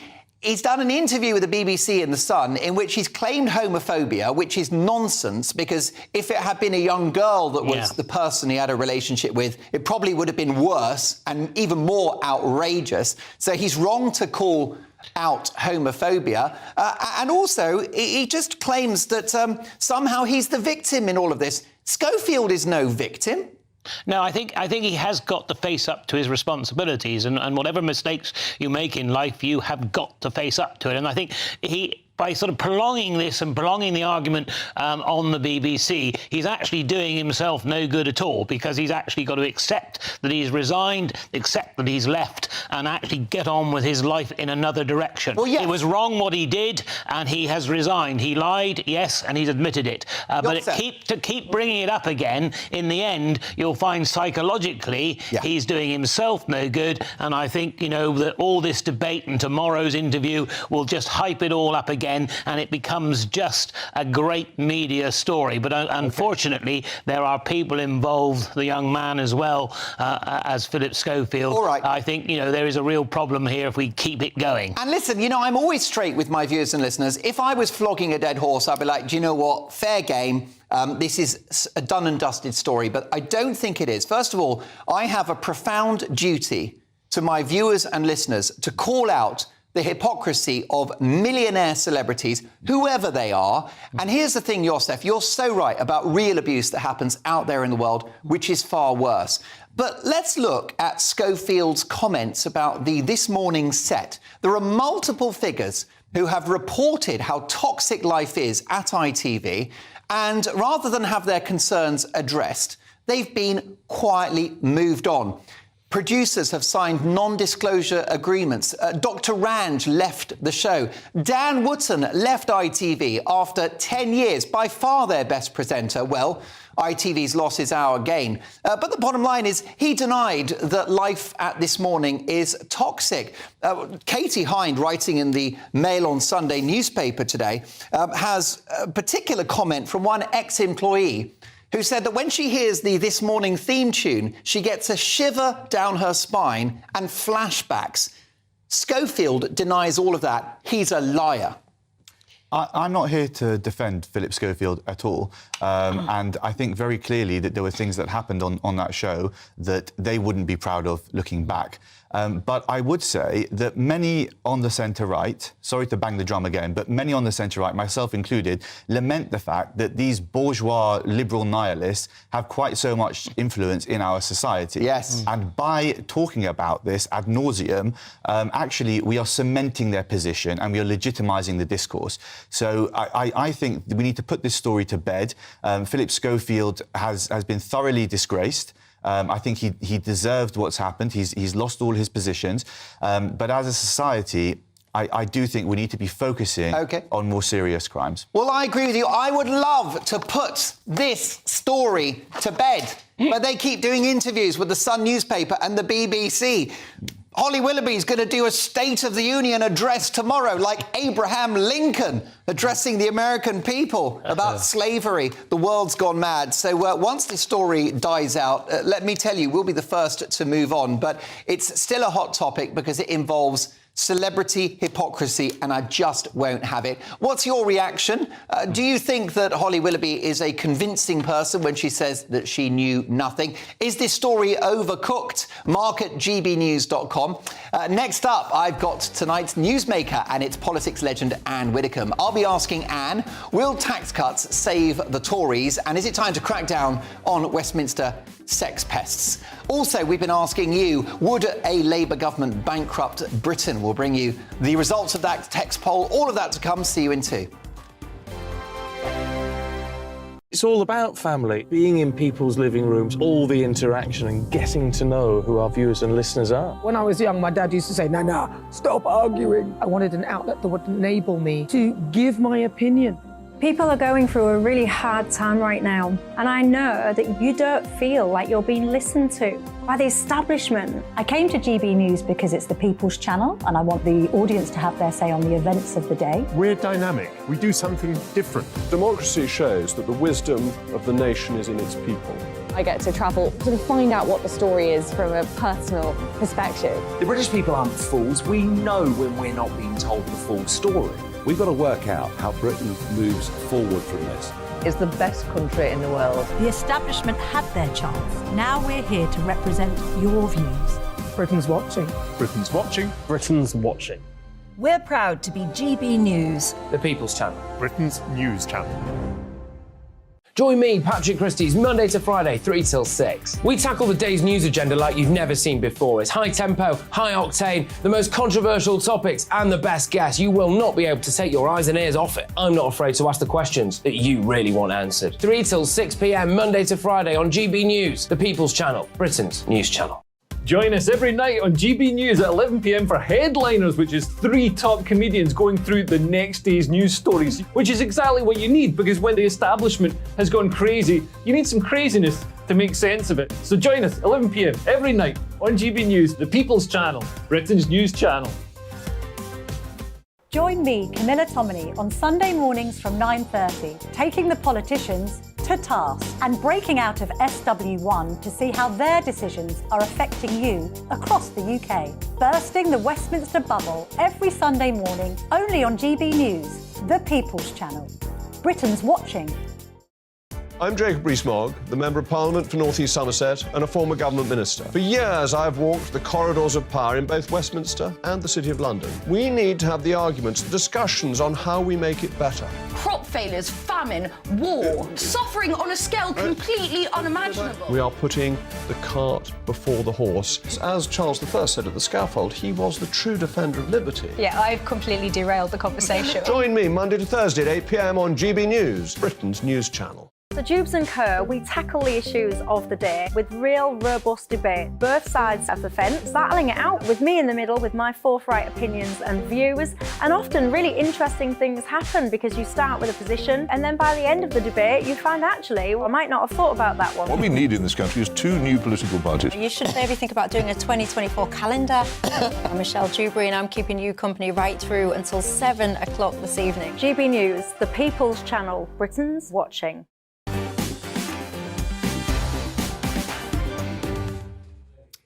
Now, a little bit of parish business to tell you. First of all, I have the privilege of co-presenting To The Point tomorrow morning and Wednesday morning with the incredible Bev Turner.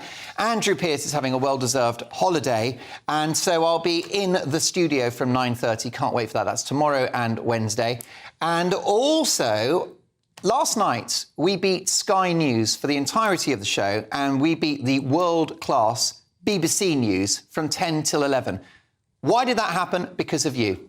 I just want to say I've got the most amazing viewers and listeners. We are building an army together.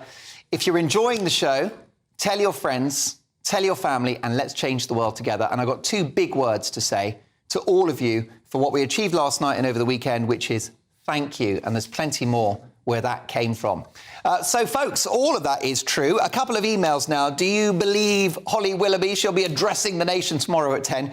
It'll be a terrible audience because, of course, Bev and I will be on at the same time, smashing ITV into a cocked hat.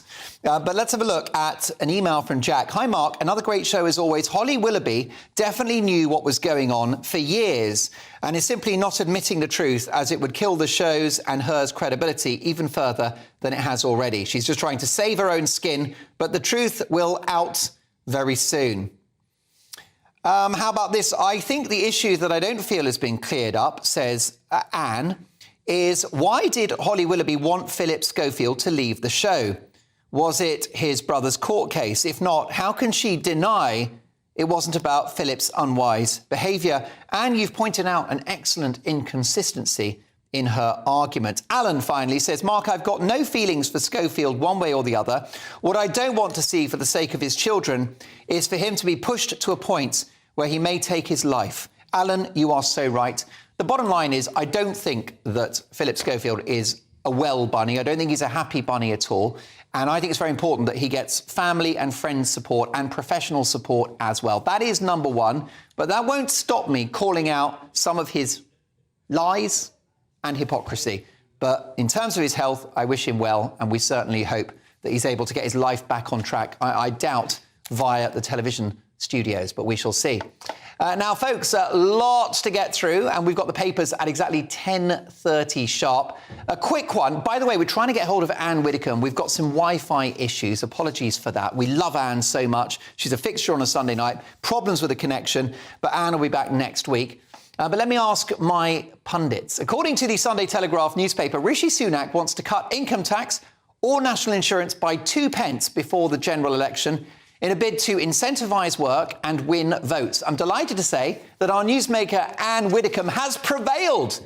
Anne, welcome to the show. Thank you. And we've only got time for one answer, but one answer is worth $1 million from someone else in terms of your good self. Will tax cuts save the Tories? I don't think anything will save the Tories, quite honestly. And, you know, the tax cuts aren't going to be immediate. The very earliest they'll be is next April. Nobody's actually going to see much change in their income for a while. And yet, reducing taxes is always the first step towards encouraging growth. See Thatcher if you don't believe me. Too right. Listen, Anne, we will see you in a week's time. I wish we had longer. My thanks to the formidable former politician and, of course, best-selling author and television personality, Anne Widdecombe.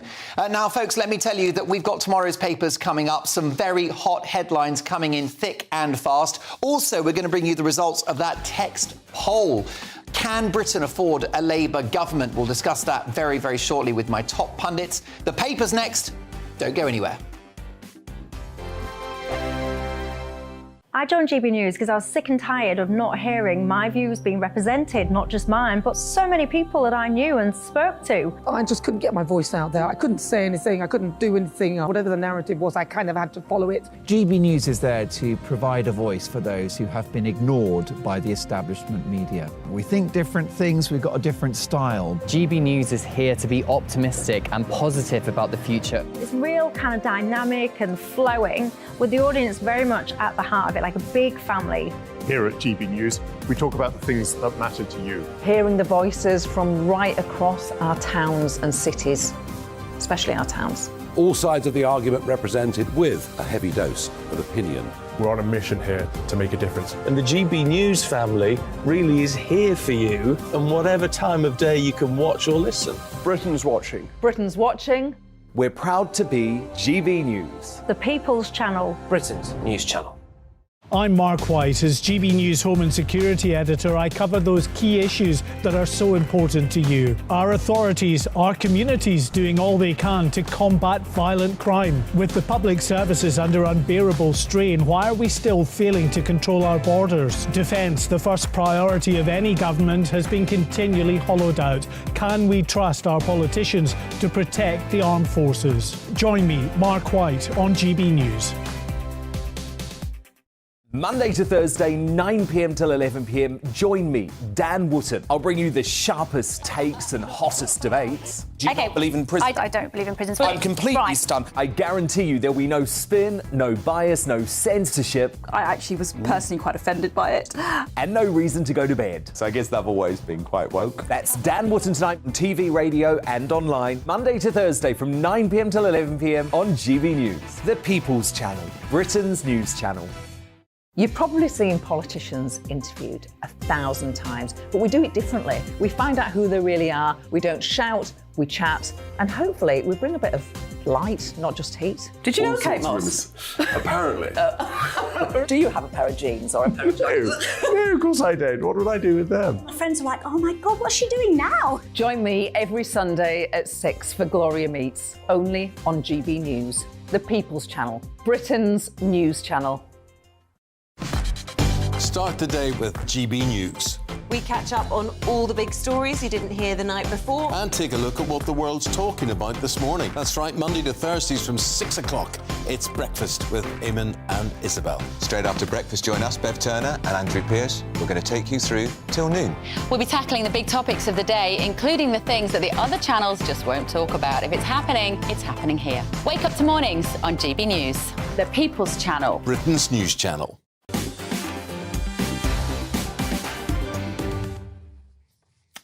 Welcome back to the show. The papers in just a couple of seconds. Let's get your emails now. In regards to Holly Willoughby and her big announcement tomorrow on This Morning, this from DJ Loveday, who says, "Hi, Mark, I don't think this story is done. For me, when you look at the various charities and organisations he's linked with, it shows a pattern of behaviour." Well, look, there's absolutely no evidence to suggest that anything that Schofield has done has been illegal, but it's been unwise. There was a power imbalance, and I think he's been dishonest, including in his most recent interview, calling out so-called homophobia. Do me a favour. OK, folks, it's time for this.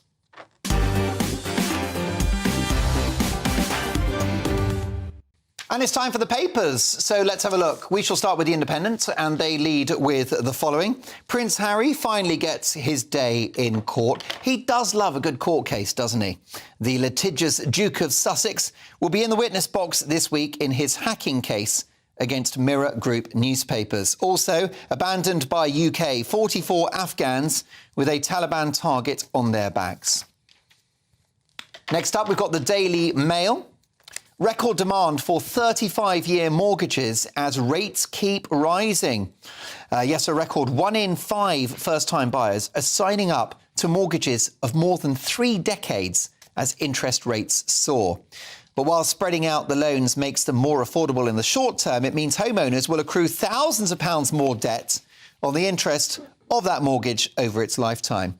Also, this morning, meltdown, the topic of my take at 10. Holly's back on sofa today. But will she bring herself to say Phil's name? There's a lot of men's names we're not allowed to quote in relation to that story, aren't there? How about The Guardian now? Tory austerity left Britain hugely unprepared for COVID, say unions. And thousands protest over rise of the right in Poland. Also, this is good news. We need good news, don't we, on a Sunday night?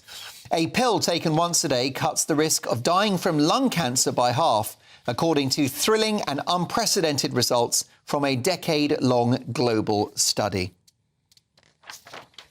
The iNewspaper, Generation AI most fearful of losing their jobs to robots. Of course, AI is artificial intelligence. That's shorthand for software and computers.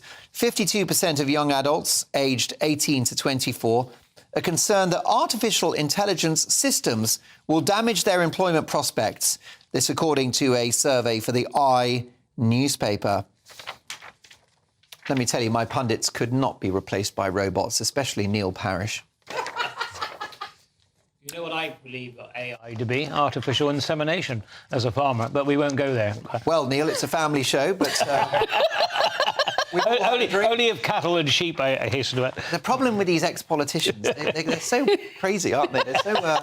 Because they're not following the whip anymore. They're so off message. Exactly. That's right. It's dangerous. I don't think I ever was on message, Mark. That was the trouble.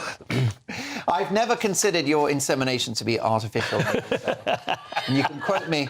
You can quote me on that. I'm certainly not answering that one. Thank you. It's past the watershed. You see, the thing about this show is you wouldn't need an inquiry about the culture on this show because, unfortunately, you see it and you hear it. There's nothing to hide. It's actually nicer backstage. It's more gentle in the green room, isn't it? It is. So how about the Daily Star? Let's have a proper newspaper now, if we can, James. Chill the beers, slap on the sunscreen and roast all week. We're oven-ready Brits. Fantastic news. 27 degrees. Hopes of a heat wave rose today as weather boffins predict the mercury will hit 27 this week. So keep that fridge full of cold ones. Well, I'm happy to follow that advice. Those are your front pages. We've got more to come. Mescana and Abigail are busy printing them out as we speak. But listen, let's have a look, shall we, Emma, at this very concerning story in the Daily Mail. Record demand for 35-year mortgages as rates keep rising. I mean, it's an absolute epitome of how broken our housing market is. Yeah. I have a 25-year mortgage. I'm luckily enough 10 years through it. It will be renewing in 2 years. I'm terrified.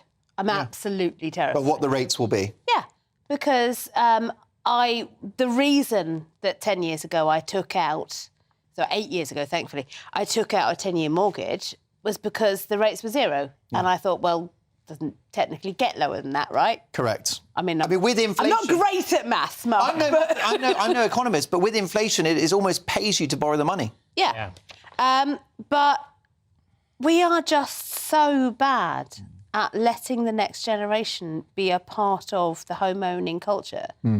And if you want to know why the Tories are not just struggling with young people, but people right up to, 45, 50, Yeah. This is why. There are people in their 40s still living at home or in flat shares. Yeah, or just renting and have been renting forever and will be renting forever.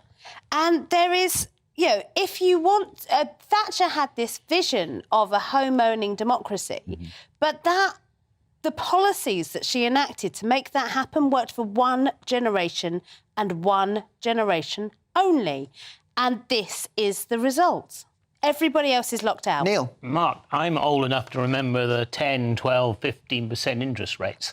And when I was farming, I took out long-term loans which were far too high in interest. So That would have been in the early 90s? Exactly. My advice to those punters out there now, if you're going to get a mortgage, take it short-term for the time being, because interest rates are not going to stay high, because the world economy is not strong enough. So therefore, they will drive out inflation and then interest rates will come down. So therefore, don't lock yourself into 10, 15, 20-year mortgages, because they will be far too high. Then you've got to pay penalties to get out of those and go into others. I spent my life paying far too many penalties getting interest rates down when they came down in the early 2000s. So, you know, we have really got to be careful on this one, because otherwise, if you can get a really good rate long-term, yes, but a lot of them are far too high and you get locked in for far too long. Assuming, Neil, that it's a matter of choice, because I'm not as advanced as the two of you. I'm actually paying somebody else's mortgage because I'm renting. Yeah. Right, yes, and of course. If I could get a 35-year mortgage, I would. Well, of course, you'd jump at it, wouldn't you? The party that solves the housing crisis or the population crisis, depending on how you want to look at it,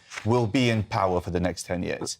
That's for sure, because this is a huge issue. No such I party would like exists. to make a point on the 15% thing, which Neil's absolutely right. In the practical terms, I'm just talking about my experience. that's exactly the reason I took out my 10-year mortgage, because interest rates were so low. Yeah. But the 15% mortgage rates are often used by people to make an argument that, oh, well, we have 15% mortgage rates in my day and, you know, therefore you're just being wet complaining about 5%. But property was so much cheaper then. You could buy a house for 100 grand. Exactly, 15%. Yeah, we've had huge inflation of the cost, and so the ratcheting effects. But it's still, the principle is the same. Don't lock yourself into a high interest rate for a long term, because they will come down again. You see, I mean, historically, we never expected to see, you know, 0.5%, 0.25%, whether they will go quite that low again, but I can see them going to 1 or 2%. But Joseph's right, that if we can actually help people onto that ladder, but that's where I think you need the mortgage companies with first-time buyers and second buyers to be able to actually give a good package. In the room, Josef, you mentioned, is it a population crisis or a housing crisis? Very perceptively, because I get so many emails from viewers saying there's no point tackling the housing crisis and building more houses if you have net migration of 600,000 a year, which is the most recent figure. It's absolutely unsustainable. And in actual fact, it's not just housing, it's infrastructure, it's everything that comes... School places, GP surgeries. The country cannot keep up, not to mention issues of social harmony and the fact that we need to build our communities slowly and sustainably. And I would absolutely say it's a population crisis as opposed to a demographic crisis, not a population crisis. If we build enough houses to home everybody who needs one, the country will eventually be tarmacked over. Emma, I mean, obviously there is an excellently positive level of immigration into the country. There always has been. It's directly linked to economic growth. I'll give you that, plus skills that the country needs. But 600,000 a year, that's not sustainable. That is a crisis. We're an ageing country. We are a country whose retirement age is 65 and whose population is increasing over that far more than it's increasing under that. That is why we are importing workers. And I don't... And is that a good thing or a bad thing? I don't care. I'm neutral on it. But you should care if you struggle to get your kids into a local school or to see your GP this side of Christmas. But that's about how we manage our society. And how do we do Not that? about who we do it for. We have, because of medical advances, people are living a great deal longer than they used to be. They need more care and they need it for longer. They will be not working for longer. We have never faced up to that. Part of the way that we have faced up to that is by importing very, very cheap labour. Now, I'm not in favour of paying migrants less than we pay British workers. I think if But we're that's going... what happens. Don't worry, the minimum wage drops and then the British workers get as much as... Well, that can be done through policy decisions. All of this is policy decisions. Yeah. If you really genuinely say that you cannot cope with 600,000 new people a year, then pay care workers more. Pay the people at the bottom who pick the fruit more, because ultimately the demographic crunch is going to make that have to happen. And that's not a left-wing decision, that's a market decision. I think immigration is too high at 600,000, but where I actually, again, Emma and I are agreeing too much tonight, is that, I would have a constituent come to me, very elderly, say we've got too much immigration. Then I have a nurse from Sri Lanka, a nursing home, they want this lady to come and be the sister at this nursing home. So therefore we do actually need labour in that. And when we came to picking fruit, we tried to pick for Britain during COVID. We did not get the people. So, I think, Emma, if you offered them a great deal more, you might be able to do it. But of course, the market wouldn't stand it, cost of food. So therefore, I think we do need some imported labour. Emma, do you think it's moral for us to go to less developed countries and hoover up all their talent, take all their nurses, take all their doctors, and offer them a wage that they can't possibly refuse? Do you think that's right? Do I think it's moral that we have open... I don't believe in completely open borders, and I understand the questions of brain drain. But honestly, you, as an individualist, presumably as a Tory, you believe in individual rights over state rights, those individuals get to make that choice. And that's a market decision. That's not my decision. Which it's a market. Market forces are moving those people from those poor countries to rich countries. It's happening all over the developed world, all the way through Europe, all through America, and so therefore it's very difficult to stop. If you want to abandon the free market, great. Let's start with that. I don't think either of us are suggesting abandoning the free market. Are you comfortable with, if it was 600k a year, that would be 6 million over a decade. How's that going to work in terms of communities, in terms of infrastructure, housing? The system would fall over. Which system would fall over? Because if we don't import 600,000 a year, the systems that older people and people who need care and people who run farms and people who... So are you saying that we should actually have a border-free policy so that we can have more nurses? I'm not saying that either. So what's a good number for you? I don't think that there is a number. That's not the way to look at it. The way to look at it is how are we managing this market so badly that we can only run our economy on cheap imported labour. I think you're absolutely right. It is a crack cocaine of cheap labour, and it's greedy corporations and crap government policy. But we are where we are. Let's imagine everything worked perfectly in the country and everyone's happy. What is a good number for net migration per year? I don't know, because I don't think answer that? Because I don't think it's a number You ought to question. be able to answer that. No. I would suggest between 50 and 100,000. Well, I don't know, because... That sounds like a good intake. We might want 50,000 this year and 150,000 next year, and if you put... All right, so you're happy to stay at that lower level? I would love to be a country in which we didn't need to import cheap labour, and yet we're also open to people who could bring money in. The trouble is... Yeah, well, exactly, but you've asked me for a coulda, woulda, shoulda answer. I'd like to go on a date with Julia You're asking me, in a perfect scenario, what would you do? That's right. That is a coulda, woulda, shoulda question. So you're going to get a coulda, woulda, shoulda answer. Whatever figure you put on it, you can put 50 and 100,000 on it. The Tory party has actually tried to control immigration, has failed. The Labour Party will do the same. We have not got a system here where we're actually controlling immigration. What's a good number, Nick? 100,000 would be good if we could get there. But like I said, we do need some migrant labour. I'm sorry, you will not replace all migrant labour. The amount, when my father came over, 20 to 50,000, he came over in the 1960s. And thank God he did, look at you. The rate of immigration was enough, or was slow enough, that people could integrate and we could build communities. And I think it's very dangerous to import generation after generation of immigrants in an uncontrolled way. OK, well, listen, folks, let me tell you, I've got more of tomorrow's papers to come. Also, my pundits will be nominating their headline heroes and back page zeros. Plus, we will be revealing the results of our text poll. It's the Mark Dolan Tonight People's Poll. Can Britain afford a Labour government? We'll discuss all of that and reveal the results of that poll after this.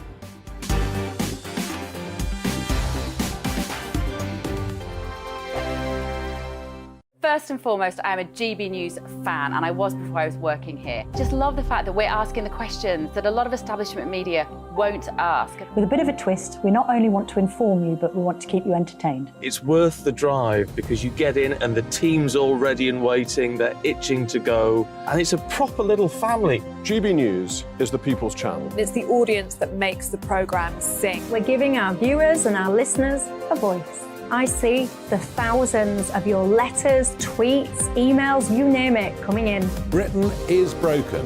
How on earth did we get into this mess? But more importantly, how do we get out of it? The establishment had their chance. Now we're here to represent you. It's time for something different. It's time for GB News. I'm very patriotic. I believe in Britain. Our best days lie ahead. Britain's watching. Britain's watching. Join us here on GB News. The People's Channel. Britain's news channel. I'm Simon Evans. Join me on GB News for Headliners at 11 p.m. What's the scoop? I'll be joined by two of the country's top comedians. That's right. As we take a look at tomorrow's newspapers tonight. We're going to get into trouble. If it's a big story, we'll be covering it. Spill some tea on him. There we go. But we'll also have some fun. I wouldn't stick up a bank. My father didn't love me. So anyway, Headliners every night from 11 on GB News, the People's Channel, Britain's news channel. Westminster is going around in ever-decreasing circles, followed by the media. Britain is broken. How on earth did we get into this mess? But more importantly, how do we get out of it? Join me at 7 p.m, Mondays to Thursdays on Farage, here on GB News. We will have open, rational debate. We've got to work out how Britain moves forward from this. Join us here on GB News, the People's Channel. Britain is watching. I'm Andrew Doyle. Join me at 7 o'clock every Sunday night for Free Speech Nation, the show where I tackle the week's biggest stories in politics and current affairs with the help of my two comedian panellists and a variety of special guests. Free Speech Nation, Sunday nights from 7 on GB News, the People's Channel, Britain's news channel. Monday to Thursday nights on GB News. At 6, it's Dubes & Co. 7 o'clock, Farage. At 8, join Jacob Rees-Mogg. And at 9, Dan Wootton Tonight, followed by Headliners. On TV, radio and online. This is GB News.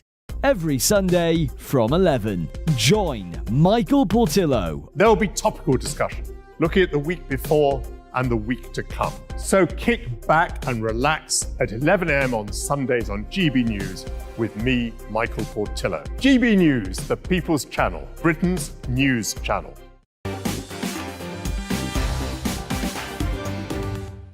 Welcome back to the show. Let me tell you, I'm co-hosting, let me tell you. I'm going to be the junior partner to the brilliant Bev Turner tomorrow for To The Point, 9:30 until how long is that show? Who knows? I think it's 2.5 hours. It's good that I don't know, isn't it? Can't wait for that. Love Bev Turner, so I'll be on your box. Sick of the sight of me, let's be honest, but tomorrow at 9:30, if you're knocking about. And let me tell you, a big debate. Wasn't it an amazing, fascinating debate about what is a good figure for net migration? Should we have as much as we currently do? God knows, says Kathy. God help us in the future. Make lazy people get back to work and stop claiming benefits. Kathy not pulling her punches. Let's have a look now at the results of our text poll. We were asking, would a Labour government bankrupt Britain? The results are in. 77% say yes, 23% say no. The people have spoken. OK, I've got more front pages, thanks to Mescana and Abigail, and we start with the Daily Telegraph. Lockdown benefits, a drop in the bucket compared to the costs. This according to a new study. There's a surprise. Rishi Sunak, fewer Albanians in small boats, shows the crackdown on illegal migration is working. Next up, we've got the Times newspaper. Unions lambast Labour over naive energy plan. GMB follows Unite in criticising proposed ban on new drilling licences for North Sea oil and gas. Well, that's the topic of my big opinion, which I'm delighted to say that Connor, our digital producer, has crafted into an excellent video on Twitter at GB News. Banks turn the screw with a weekend of worse mortgage rates. But Neil Parish, ex-Tory MP, says those rates will come down. So keep calm. Carry on. The Sun newspaper, as co-star returns, Phil Schofield, I won't watch Holly. That's absolutely right. Philip will be watching To The Point with me and Bev Turner from 9:30. It's 2.5 hours long. You can guarantee that.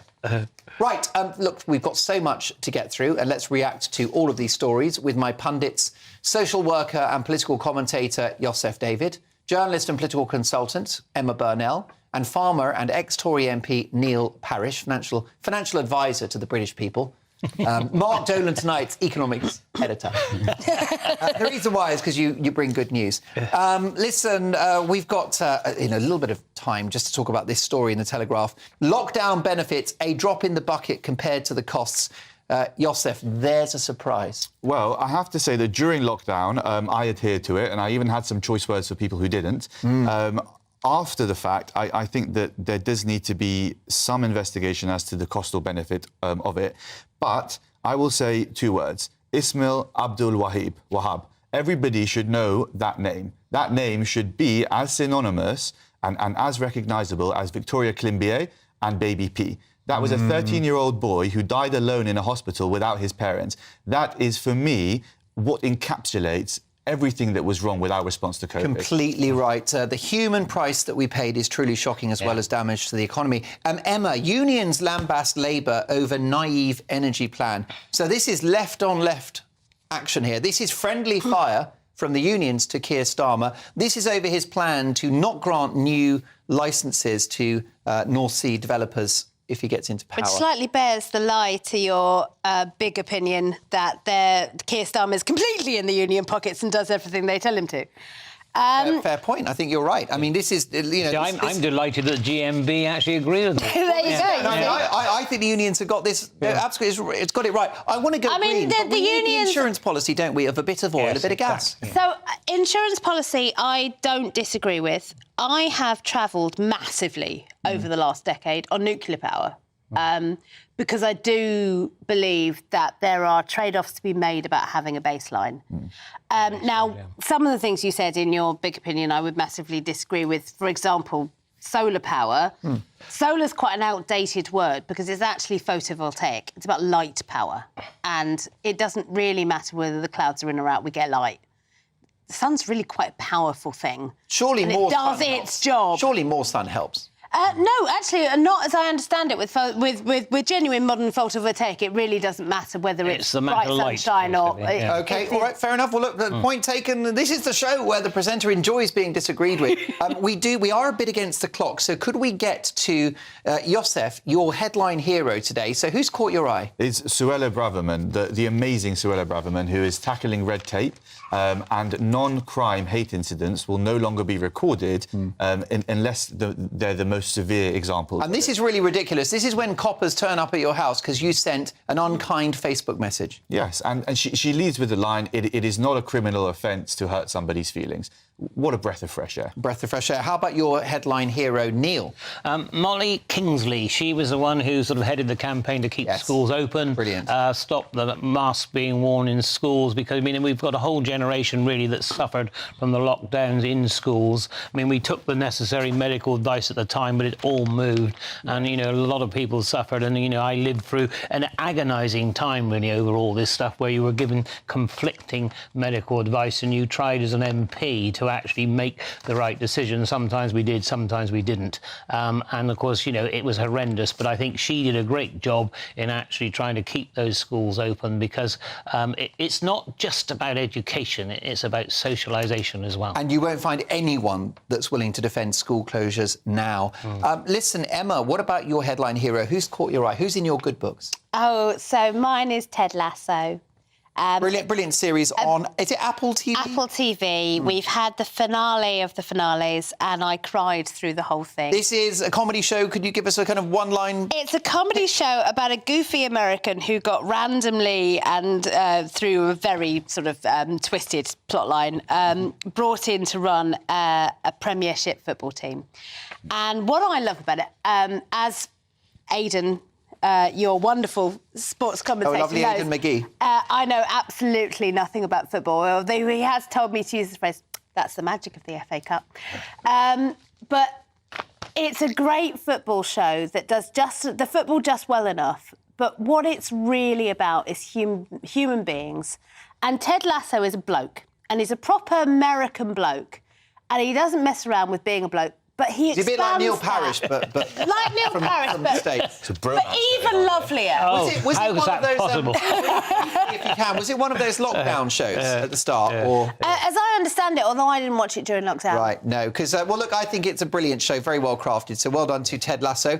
What about, where should we start with our back page zero? Yosef, who's in your bad books tonight? So, for me, it has to be Roger Waters for his donning a Nazi outfit. Shocking. A Nazi-esque outfit, using the memory of Anne Frank. Deeply offensive. And also plagiarising Prince Harry's wardrobe. So, well put. But he's compared himself to Jeremy Corbyn, and I have to say that there are a couple of things that they have in common. Neither of them have very many good things to say about our country, and both of them have a lot of empathy for some of the most odious enemies that our country has. Truly appalling. Few seconds, Neil, for your back page zero. Ben Newman, animal rising activist who charges onto the court, Exmond Derby, not only putting himself at risk, the security guards, and of course, if he actually literally got out in front of the horses, there could have been horses and riders killed as well. So, for goodness sake, horse riding goes right the way through, not just right the way through. Let me tell you that Emma's back page zero, Liz Truss for pushing for inheritance tax cuts for the richest 4% while the rest of us struggle. Thank you to my pundits. I'm back tomorrow at 9:30. See you then.